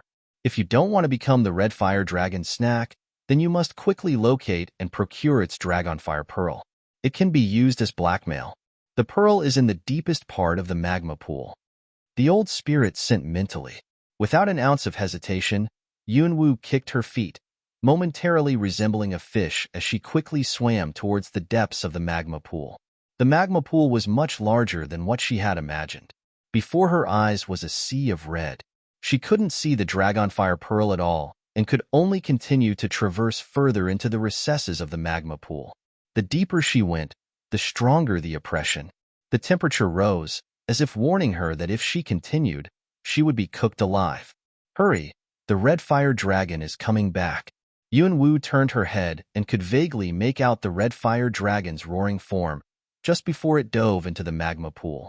Her heartbeat quickened, and she kicked harder, propelling straight into the magma abyss. At the bottom of the pool, she saw a ball of flame with a white pearl as its core. That should be the dragonfire pearl. She drew near, braving the magma's oppression and resolutely headed for the flame. Not far behind her, a roar sounded. When the red fire dragon caught on to Yunwu's plan, its eyes reddened with anger, and with a flick of its tail, it dove for Yunwu.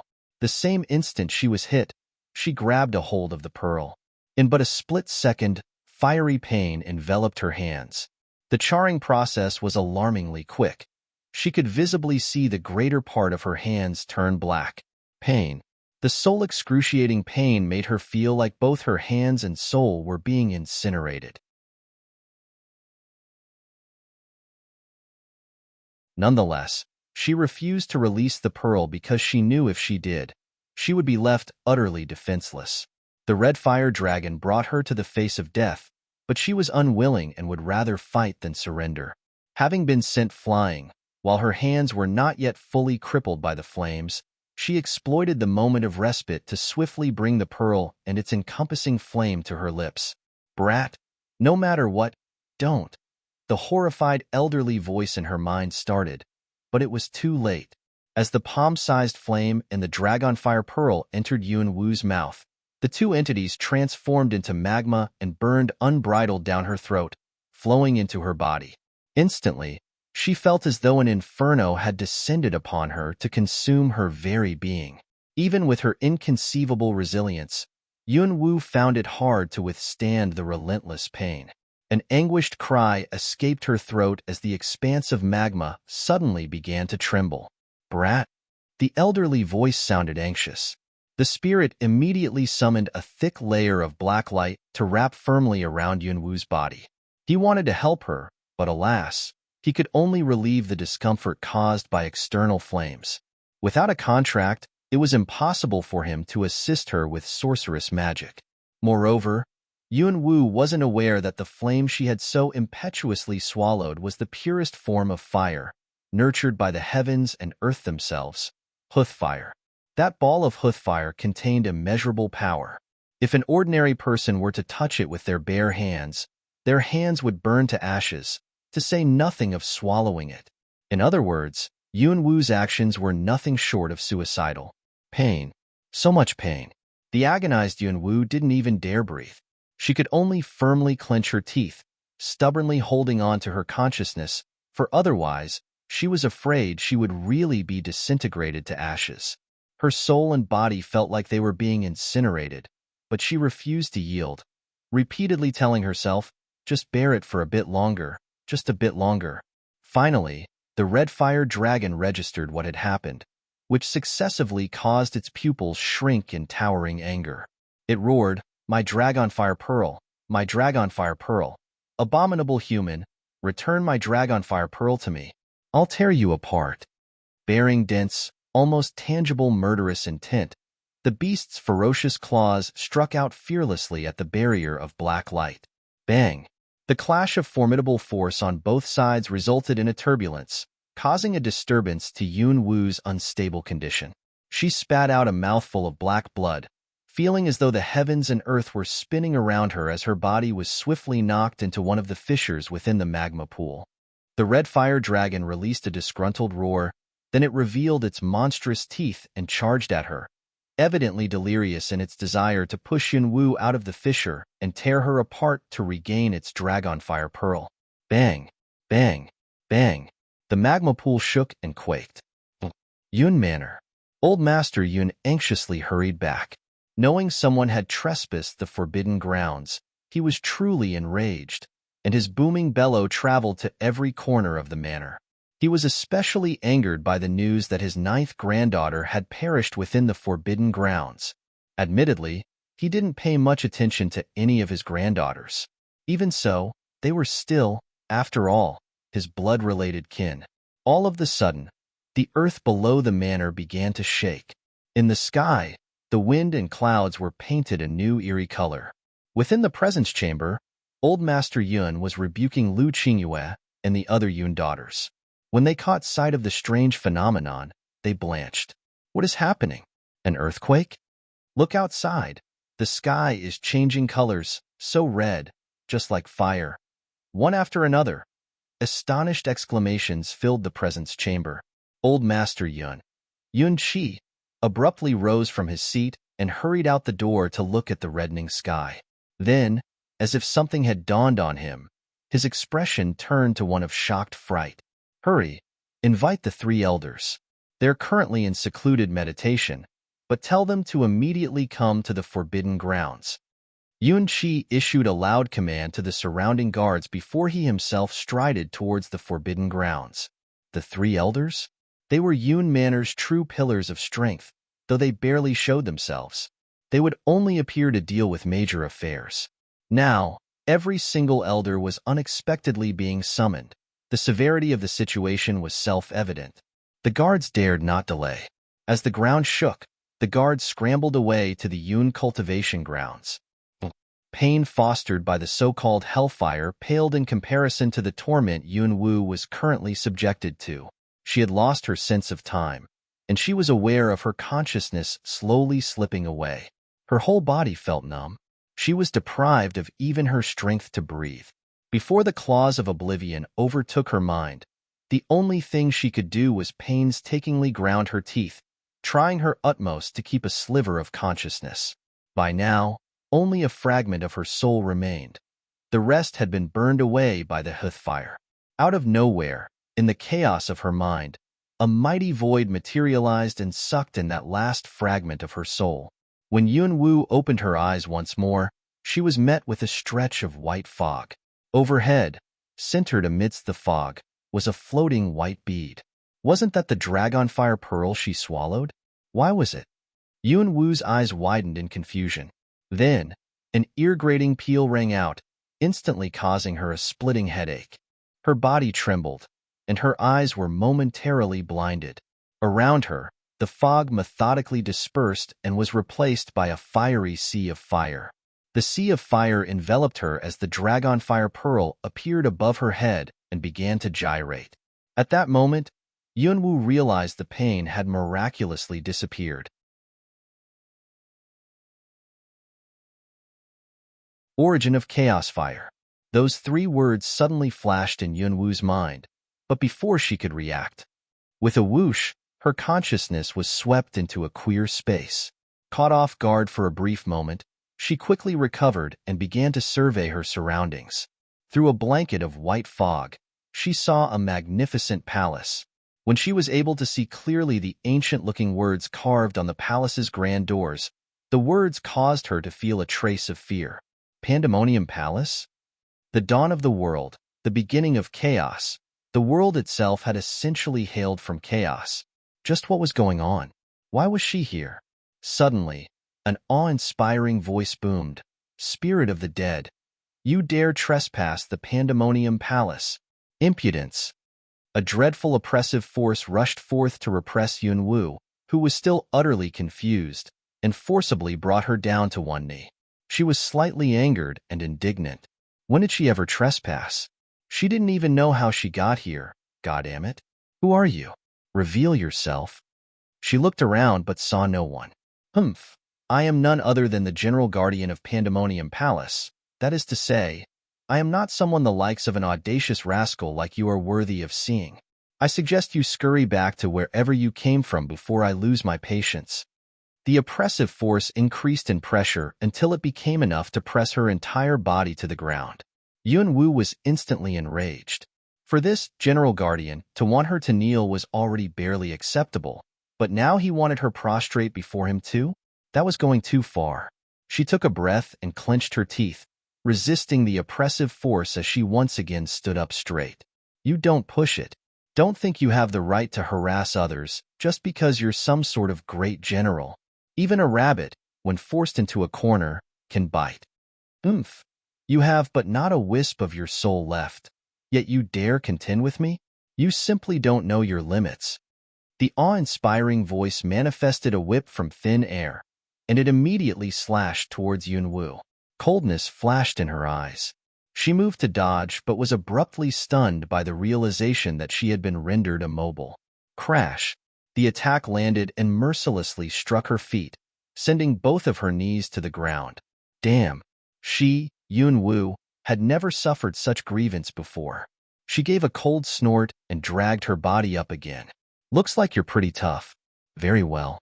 Then, let's see if your bones are tougher or if my whips are tougher. 2 more whips appeared, and together, all 3 whips joined to strike at Yunwu. Pa, pa, pa. The whips fell and easily sent her flying. Do you submit? If you submit, then kneel for me and kowtow. Then, I'll spare your life. The domineering voice rumbled. Yunwu clutched her chest and spat out a mouthful of blood, feeling her entire body engulfed in pain. When she heard those words, she lifted her head, faced the empty space, and gave a cold laugh.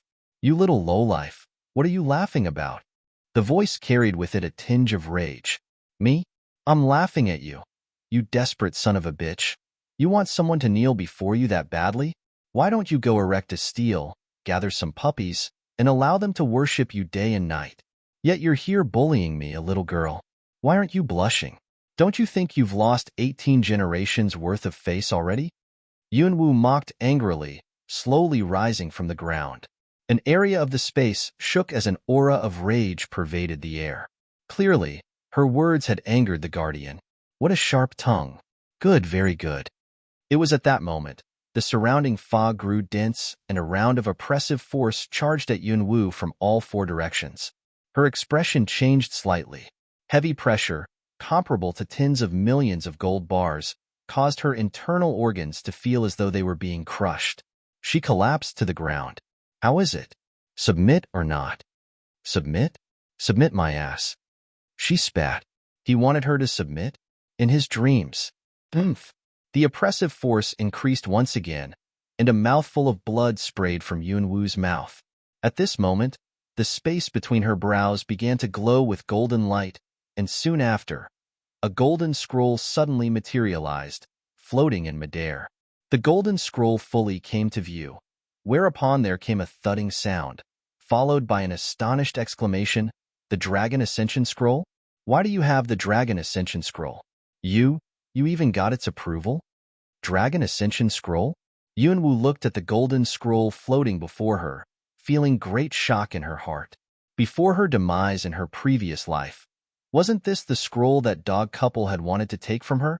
In that life, the last mission she had received was to obtain this Dragon Ascension Scroll. According to legend, the Dragon Ascension Scroll contained records of all the events and treasures dating back to the dawn of chaos. The master of this scroll would become the master of the world. The original customer had paid a hefty price for her to snatch the scroll from someone else, But neither she nor that customer would have imagined that that dog couple would betray her and that the scroll would then explode with her body. Could it be that the reason she was able to traverse to this world was due to the Dragon Ascension Scroll? Every time her mind flashed with information, that information was provided by the Dragon Ascension Scroll. Before she could finish sorting out her suspicions, the Dragon Ascension Scroll shone and lifted the oppressive force from her body. Then, the closed doors of the palace swung open, and a ray of golden light streaked into the Pandemonium Palace.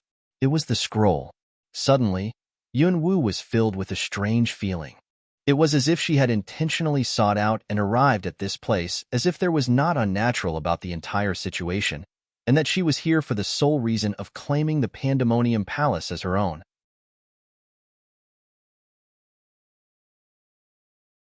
Yunwu rose to her feet and strode towards the palace doors, but suddenly, a streak of white light flashed, and then a tall, bearded man of a mighty disposition blocked the entrance.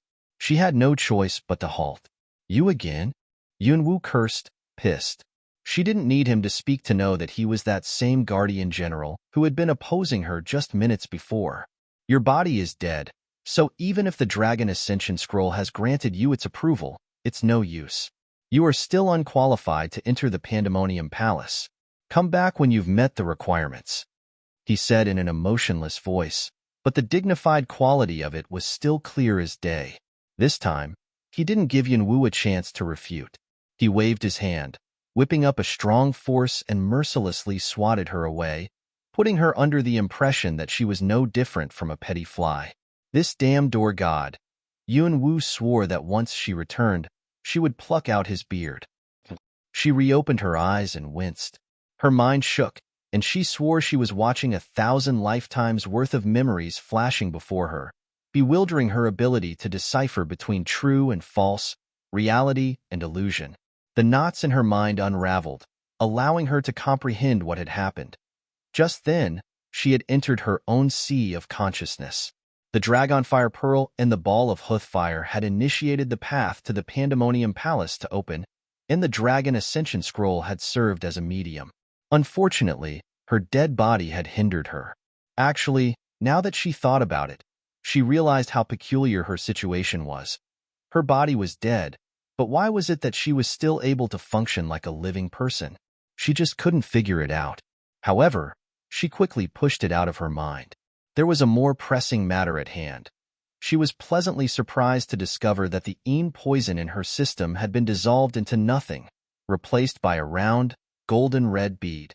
She opted to test her luck and attempted to guide a thread of flame-like essence into her meridians, where it slowly began to spread before finally settling within her dantian. The golden red bead absorbed the essence and started to glow with golden light. She could distinctly feel the mighty strength of a martial practitioner pulsating through her body and limbs. This caused her to consider the sneaking suspicion that the battle spirit energy contained within the golden red bead was the genuine, authentic form cultivation energy. The essence cycled for a week before Yunwu discovered, to her astonishment, that she had reached the early stage of rank 5. It had taken Lu Qinghua 30 years to reach the 3rd rank. Feeling jubilant, Yunwu continued to cycle the essence, again and again, week after week. Alas, rank 5 seemed to be her current limit. Within the vast expanse of magma, waves of black light dissipated to reveal a figure.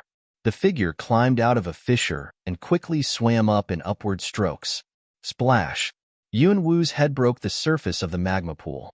She sprang up and landed next to it. For the first time in this life, her body felt unspeakably light and energetic, beyond comfortable as she inhaled deeply through her nose. Unbeknownst to her, her formerly pitch-black pupils had turned an odd shade of violet. She suddenly cried out in alarm and jumped back. The red fire dragon was lying beside the magma pool, its bestial eyes staring at her with murderous rage. "Human, you've finally come out. I've been waiting for you." Waiting for her? She suddenly remembered that she ate its Dragonfire Pearl. Yunwu cast a furtive glance at the surrounding man-eating vibes and the giant python, vaguely wondering if it was possible for her to defeat them now. She was completely unsure. Moreover, she still had the red fire dragon to deal with. Seeing the dragon's enraged state, she chuckled and hurriedly opened her mouth to gush, "Brother dragon, please cease your anger. I braved hell and came out of there alive because I wanted us to have an opportunity to talk. You know, anything can be resolved by talking, right? I'll rip you to shreds. The best conversation is for you to spit my dragonfire pearl back up." The red fire dragon rose, flashing its fangs and claws at her. Yunwu furrowed her brows.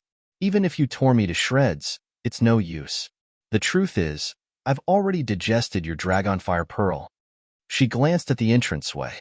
If she went all out and charged towards it, would she be able to escape? The answer arrived soon enough. The red fire dragon raised its head and spat out a ball of flame, promptly sealing off her only portal of escape. Since you digested my dragonfire pearl, I'll digest you. Your life is mine." The red fire dragon roared angrily and swiped its claws at Yunwu. Unable to retreat, she hollered, "Old man, save me." A ray of black light shot from her chest. Bang! The two forces clashed. Releasing a roar of pain, the red fire dragon was once again knocked back. "Brat, you'll have to resolve this yourself. I've already assisted you enough. If I go on like this, I'll end up evoking heaven's wrath." In her mind, the elderly voice said helplessly. Yunwu couldn't help but get distracted by his words. Heaven's wrath? That's serious?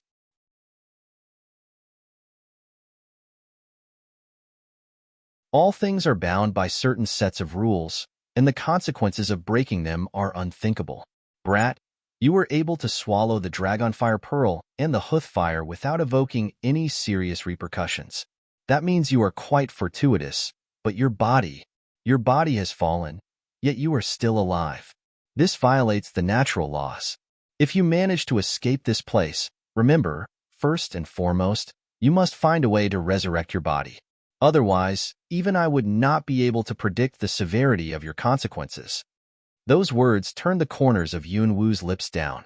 However, before she could brood on it further, the red fire dragon came charging at her again, its angry roars bouncing off the four walls of the underground palace. Human! Yunwu's expression immediately turned solemn as she watched the dragon draw near. Her eyes flashed when she sprung into the air, and her body abruptly twisted to execute a rapid flip, which successfully landed her on the unsuspecting dragon's neck. A beam of aggressive reddish-violet light shot from her dantian and enveloped her fist. She delivered a violent blow to the dragon's head. A pained roar. The maddened beast slammed its colossal body onto the ground and began to roll around wildly, trying to throw Yunwu off its neck. Abominable human! This prince will tear you into 1,000 pieces. Yunwu narrowed her cold eyes and grasped one of the dragon's horns tightly in one hand, while pummeling his head with the other. She thundered, "I'm abominable? You're the one who's abominable. I genuinely wanted to have a conversation and resolve this peacefully, but you were unwilling and left me with no choice but to use force. You'd better cooperate, or else I'll smash your family jewels." In her past life, she remembered watching a drama about a deity named Neza, who stormed into the Dragon King's palace and forcibly shattered the third Dragon Prince's family jewels. Right now, she fully intended on reenacting this scene. Strangely enough, the thought of it excited her. The red fire dragon turned out to be a fairly ruthless character. Since it couldn't throw her off by rolling, it rose and opted for slamming itself against the wall, determined to mash her into meat paste. This kind of brutality was actually quite to her liking. She activated the defensive ability that came with breaking through to the level of a rank 2 practitioner and stubbornly held fast to the horn. Her blows rained down on the dragon's head, each strike stronger than the last. Between the two of us, I'd like to see who's more ruthless. Bang, bang, bang. The underground palace trembled with the enormous red fire dragon's assault on the wall, the impact ferocious enough to shake mountains while the dragon roared unceasingly. The underground palace had become the arena for the human and dragon's deathmatch. One by one, the man-eating vines and giant python quickly slid away, for fear of getting caught in a misfortunate tragedy. Above the ground, over 20 days ago, the earthquake that struck the manor ceased. The manor's inhabitants, who originally thought they had safely weathered through the disaster, were frightened to discover the ground shaking once more, and this time, the infuriated roar of a dragon rang out from within the forbidden grounds. The guards who were responsible for surveilling the forbidden grounds paled and almost fell to the ground in fear. A guard shouted, his voice quivering, "The demonic dragon is jostling again. I'll go report to the old master. You guys stay here." "Quick, go!" The guard fled in the direction of a certain courtyard. The remaining guards each pulled out a large sword and eyed the forbidden grounds entrance, cold sweat running down their backs. As it turned out, Old Master Yun knew it would be impossible to hide the incident any further, so he had informed the imperial family about the forbidden grounds and the dragon trapped within it. Numerous rumors were spread. The demonic dragon's evil deeds from countless years ago were also divulged to the public and traveled far and wide, shaking the hearts of those who learned about it. The imperial family had dispatched a host of guards to watch over the forbidden grounds, all to prevent the demonic dragon from fleeing. Those who resided within Yun Manor were the most anxious and worried of all. One mistake could lead to the demonic dragon's escape, and they would undoubtedly be the first ones to get caught in the bloodbath. After all, hundreds of years ago, the summoner who had sealed the dragon belonged to the Yun family. Demon dragons were one of the most valiant beasts in existence, and they held grudges to an extreme. A quiet courtyard existed in the northernmost region of the manor. Yun Qi and the three elders were relaxed and preparing to have a game of chess. Suddenly, the ground shook, and a dragon roared. The four immediately blanched. What exactly is that demonic dragon up to? In just 1 month, it has caused 2 disturbances. Surely the demonic dragon doesn't mean to break out? The 3 white-bearded elders all had sour looks on their faces. The first elder rose from his seat and frowned. Impossible. In the Forbidden Grounds that year, the Yun Manor summoners set up a millennium detention contract, and there remained 300 more years to it. Even if that demonic dragon is bold and valiant, for it to attempt a breakout is unlikely. Perhaps someone entered the Forbidden Grounds and provoked the demonic dragon, the second elder suggested coldly. At the side, Yun Qi frowned. No matter who, they still belong to the Yun family. Let us stop guessing and go take a look for ourselves. If push comes to pull, we can join forces to suppress it. In his heart, Yun Qi knew that the trespasser was likely his own 9th granddaughter, and if she was the reason for the demonic dragon's awakening, then he would be labeled as a traitor to the family. The 3 elders knew this too, but just as Yun Qi said, they all belonged to the Yun family, and now was not the time to condemn each other. Before the guards reached the courtyard with their report, the 4 had already set off for the Forbidden Grounds. The mass of guards waiting outside of the manor also swarmed in.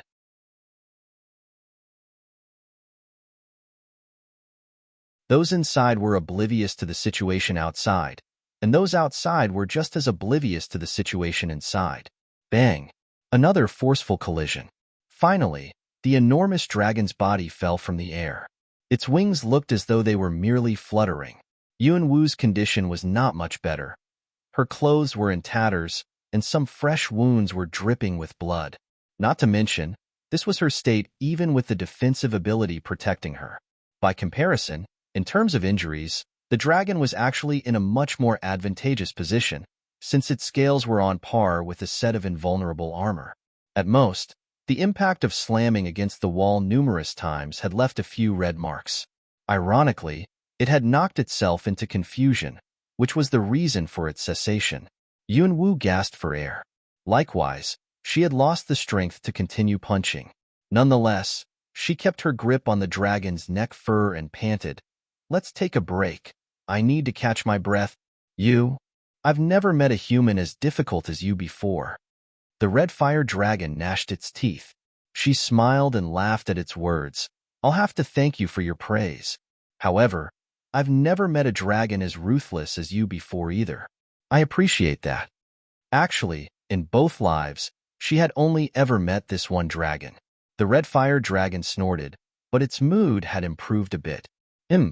I don't care for your appreciation. Don't think I'll let you off just because you said a few flattering words." The dragon's change of self-address from "this prince" to "I" also gave away its change in attitude. Yunwu didn't mind its haughty response. She asked curiously, "Seriously though, brother dragon, why are you locked up in this place? From what I see, you're mighty and formidable. So how come this little basement is able to confine you?" Even though the Dragon Ascension Scroll had informed her that the dragon was sealed up by a summoner belonging to the manor, she didn't quite understand the strength of summoners. How was the Yun summoner able to imprison the red fire dragon for so long? At the mention of the summoner, the beast's anger rose again. Humph!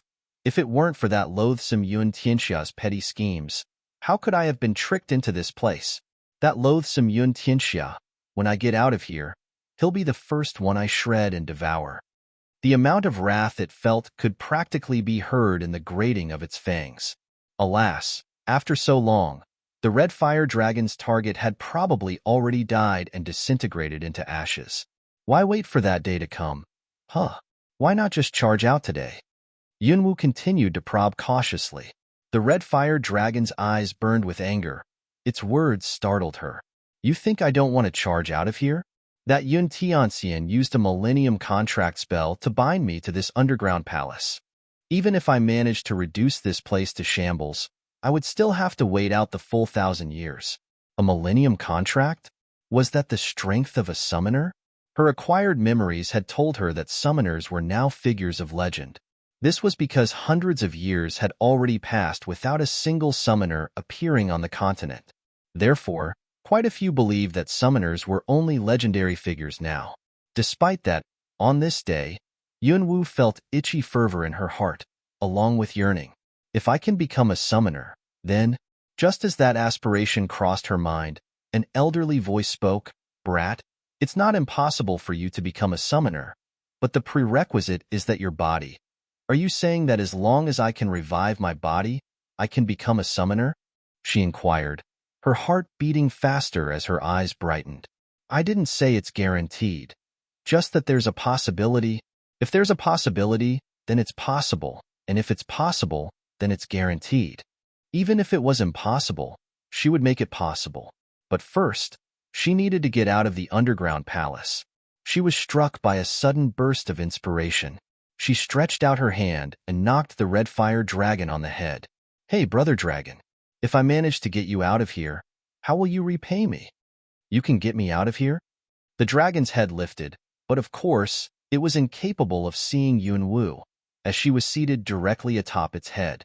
The dragon chuckled, "Little girl, it's not that I'm looking down on you, but you aren't even enough to fill the crevices between my teeth, and yet you want to break me out?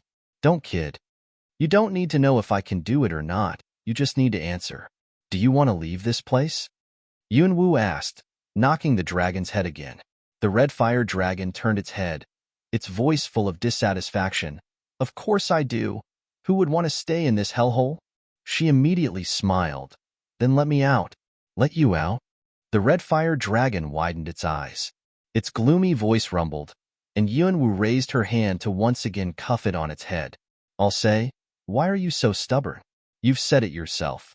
I'm not even enough to fill the crevices between your teeth, so why don't you just let me go? If you don't let me go, how will I be able to become a summoner and come back to rescue you?" The dragon roared angrily. "You, human, do you think I'm stupid? If I let you go, would you still return? You swallowed my dragonfire pearl, and you think I'll let you go?" Yunwu's face sunk, and she forcibly smacked the dragon. "You're not a stupid dragon. You're clearly a slow-witted one. Why do you think I was able to survive after consuming your dragonfire pearl? Why do you think I'm able to use sorceress magic?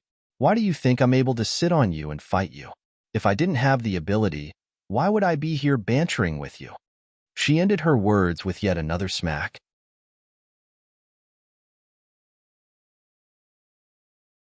The red fire dragon flew into a fit of rage and turned over on its back. "If you keep hitting my head, I'll eat you up." Its threat was unceremoniously dismissed by Yunwu, who clenched her open palm into a fist and smashed it down heavily as she retorted sharply, "Then do you believe me when I say that this little miss will beat you until you see stars?" "You? Me? What about me? You're just a dim-witted dragon who knew only to grow a long body and neglected your brain. No wonder you've been trapped here for hundreds of years." If you want to remain confined in here, then go ahead and continue squabbling. If you want to escape, then let me out now so I can become a summoner sooner. Then I'll come back to disperse the spell and restore your freedom." Maybe it was due to her air of overbearing confidence, or perhaps it was the prospects contained within her words. Nonetheless, the dragon was moved, and anticipation revved up its bestial heart. The red fire dragon, though still skeptical, paused. "You're saying all that yourself, but who's to say you're reliable? I swear by my title as a forthcoming summoner that I will return to free you from this underground palace. You should know that summoners never go back on their words." Frankly, she was just bullshitting, but she actually wasn't wrong. For a summoner to swear anything by their revered title was equivalent to them signing a sworn contract. If the summoner failed to fulfill the promise, then they would experience terrible backlash. Once the promise was made, it would be impossible to go back on it. Therefore, summoners were generally extremely vigilant about making promises. Of course, how could the current Yuan Wu have known this? At the moment, fooling the dragon was her top priority. The red fire dragon hesitated for a moment before opening its mouth. "All right, since you swore by your title as a forthcoming summoner, this prince will believe you. However, know that if you dare lie to this prince, the day this prince is released is the day you and your family die a graveless death." In all honesty, Yuan Wu didn't give a damn about the life or death of the Yun family, but faced with her current situation, she could only nod unhesitantly. "Rest assured. But before that, you'll have to help me out a little." "With?" "A teeny, tiny favor. I just need to borrow a bit of your blood." She entreated, thinking, the red fire dragon's blood should be superior to the blood of the beasts from the beast forest, right? Though she was still unsure of how to revive her fleshly body, drinking beast blood would at least be able to preserve it. And thus, with the red fire dragon's reluctant consent, she laid down on its body and drank her fill before standing up, whereupon the dragon exclaimed, "Are you a human or not?" It eyed her suspiciously as she wiped her mouth of its blood. "What do you think?" "You're a monster." Despite its words, the red fire dragon's doubtful attitude towards her capabilities had actually been slightly subsided. She shrugged, just about to answer, when? Hiss! At the underground palace entrance, the man-eating vines and giant python suddenly began to writhe around restlessly. "A trespasser?" The red fire dragon excitedly rolled over and sprung up into the air. "That's excellent. You cannot be eaten, but now another trespasser has delivered themselves to my doorsteps. If weren't for the confines, the beast probably would have charged ahead already." "A trespasser?" Yuan Wu raised her eyebrows, jumped off the dragon, and made her way towards the entrance, which essentially doubled as the exit. "Hey, little girl, remember your promise? Don't worry. Wait for my return." She waved without looking back and left with a flourish, her departure executed in a cool manner. However, she didn't expect that right after walking out, she would see the man-eating vines and a different giant python thoroughly thrashed upon the ground, accompanied by the sight of a man slowly strolling towards her. She was speechless. Him, clad in boundless white robes, paired with a head of drifting silver hair and a breathtaking countenance. His inky black eyes, however, carried not a lure, but the cold light of a killer, making it seem as though the art and path of killing solely belonged to him. Yuan Wu stood there dazed, sensing the bone-chilling aura around him as she watched him near, step by step. "Little thing, after this, I really need to keep a closer eye on you." A tinge of huskiness mingled with the magnetic quality of his voice. In the blink of an eye, she was pulled into his embrace, to which she reacted by throwing her palms out to forcefully push him away. She quickly fell back a few steps, frowning. "Why are you here?" The bloodthirstiness that existed in the recesses of Long Qingxia's eyes was replaced by leisurely charm. His lips curved upwards. "Heard my woman got thrown into the forbidden grounds. As your husband, how could I not enter too? Though, it looks like I worried for nothing." Hearing him, Yuan Wu felt ineffably offended. This man, does he have to be so indecent every time? Nearby, more man-eating vines and giant pythons began to gather. "Let's get out of here first," Long Qingxia said, gathering her into his arms. Ignoring her protests, he turned and took her out of the forbidden grounds. She wanted to break out his grasp, but seeing the corpses of man-eating vines and giant pythons littered on the ground, she was involuntarily stumped by the realization that he had killed his way into the forbidden grounds just for the purpose of finding her. Why? Why would he do that? Long Qingxia held her tightly, and the unfamiliar scent of his presence tickled her senses, causing her heart to start to involuntarily race as a warm sensation washed over her. But she didn't dare let herself linger on the nostalgia. The warmth was like an enthralling poison. It served only to blur one's mind and judgment, a poison that she was all too familiar with. In her previous life, the betrayal of her lover had shattered her heart to pieces. In this life, she was without a heart.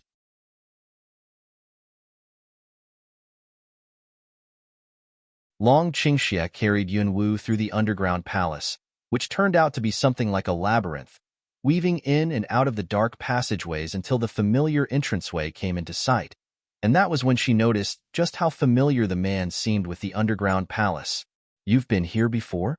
She tilted her head and asked him suspiciously, to which he laughed charmingly and shrugged.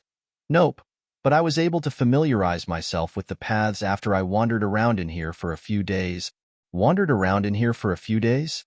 She turned her head sideways and sized him up, then suddenly, out of the corner of her eye, she spotted a small wooden box. It was the very box she had wrestled away from Wu Gang that one day. Yun Wu threw off Long Qingxia's arms and made her way towards the box, picked it up, and walked back. He glanced at it and inquired curiously, "What's that?" Though when his gaze swept over the peculiar patterns on the box, she was able to catch the conspicuous glint in his eyes. "Not sure. It belongs to Wu Gang. I thought it looked unpleasant, so I snatched it," she explained vaguely. After seeing her reach out to open the box, only to find it locked from the inside, Long Qingxia took it for inspection. The structure of this wooden box is one that requires a special key to unlock, though the mauve wood it was carved from is quite rare in itself. In Zhou Dynasty as a whole, I'm afraid only a few exceptional figures of the imperial family would have access to mauve wood. "Looks like this Wu Gang is rather extraordinary," he remarked, handing the box back. "The imperial family?"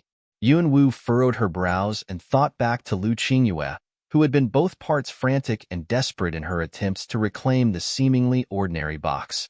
But it made no sense, for Lu Qingyue resided perennially within the manor and hardly ever stepped out to attend imperial banquets, and the sort, even if she did, the public setting would make it hard for her to develop a relationship with anyone from the imperial family. Could be that Lu Qingyue had someone standing behind her, someone who bore designs to control the Yun manor through her, and perhaps Yun Wu's poisoner wasn't Lu Qingyue, but the person behind Lu Qingyue? If that was the case, then why would that person take the pains to spend over 10 years in hiding, opting to slowly spreading poison throughout her body rather than just directly killing her? Moreover, she was nothing more than the daughter of a neglected concubine. So why the fuss? However, regardless of the reason and the accuracy of Yun Wu's speculations, the matter was undeniably a complicated one. "Got silver needles or anything similar?" She lifted her eyes and glanced at Long Qingxia. She wanted silver needles? He arched an eyebrow, but refrained from asking questions as he manifested a thin needle on the palm of his hand. "I've only got this. Take a look and see if it's acceptable." Acceptable? The corners of her lips tilted up slightly. She took the needle and pushed it into the opening of the box's inner lock. A special key? As far as she was concerned, the lock was child's play at best. In her past life, she had grown up learning a myriad of skills. She was capable of working out Germany's most preeminent and elaborate anti-explosion lock within a mere 10 minutes, let alone this measly inner lock. 10 seconds. A faint click could be heard, and the inner lock cracked open, causing Long Qingxia's eyebrows to rise. His eyes shone as he peered into Yun Wu's unfathomable eyes, and his lips curved into a smile.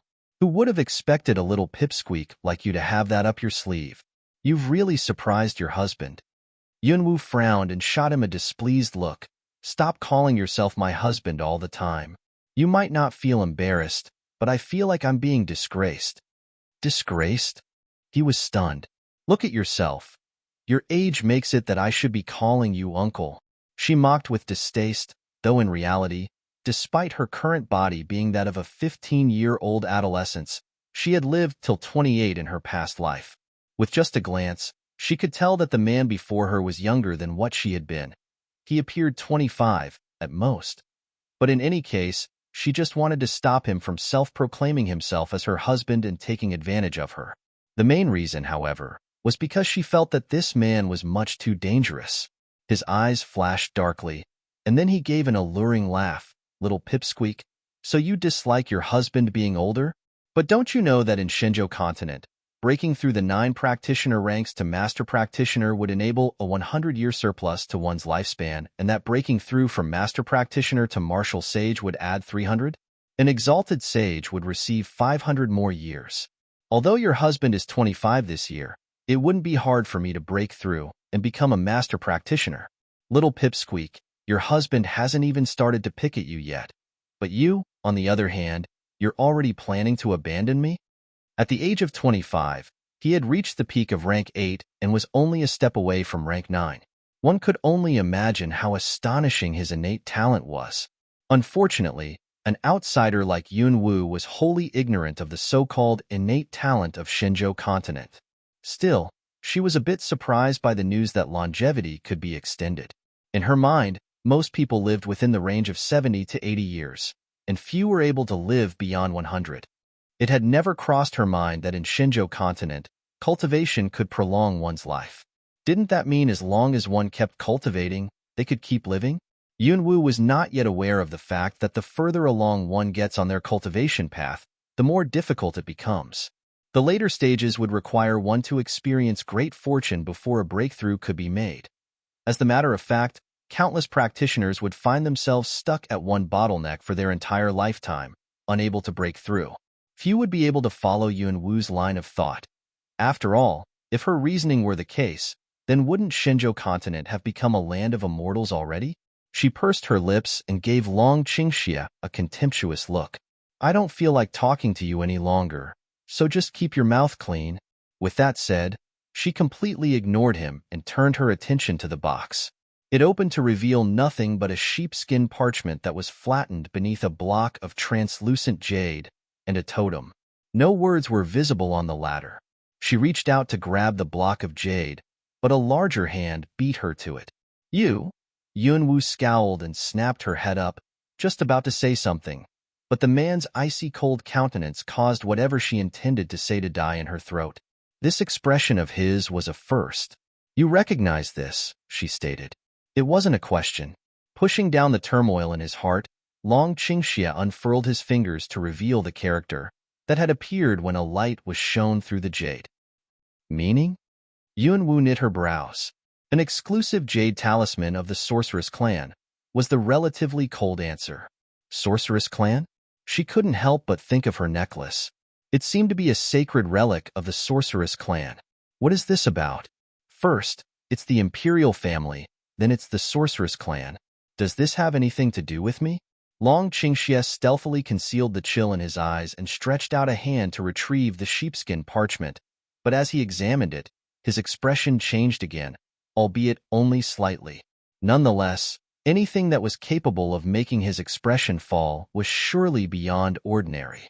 With an eyebrow raised, she asked, "What's that? Is it something related to the Sorceress clan again?" Judging from his reactions, she reckoned he had some grievances against the Sorceress clan. Otherwise, his devilish composure wouldn't have been shaken. This one has nothing to do with the Sorceress clan, but rather, your future. He cast her an ominous look. Related to her future? What is it? Let me see. Curiously, she accepted the small sheepskin parchment and swept her gaze over it, quickly picking up on the eccentric nature of the character. She couldn't understand it fully, but the lower portion of the character displayed an incomplete map. A portion of a map? She lifted her attention and asked with uncertainty. Long Qingxia stared at her as he responded. To be precise, it is a treasure map. Treasure map? She looked over the sheepskin parchment a few more times, shrugged, and said indifferently, even if it's a treasure map, what of it? What does it have to do with my future? Based on previous experience, she knew that although a treasure map sounded exciting, once its existence became known, a reign of terror and bloodbath would follow. Therefore, she truly didn't have any interest in braving the weather to find whatever treasure the map promised. Wealth was something that came and went. However, if she knew that the treasures mentioned on the map weren't just pearls and gold, she wouldn't have disregarded it. When Long Qingxie heard her words, he chuckled affectionately and rubbed her head. In this world, I'm afraid only a little pipsqueak like you would be this disdainful of riches. But if I'm not wrong, then this is a fragment of the legendary Summoner Temple's treasure map. Summoner Temple? What's that? A crease appeared between her brows.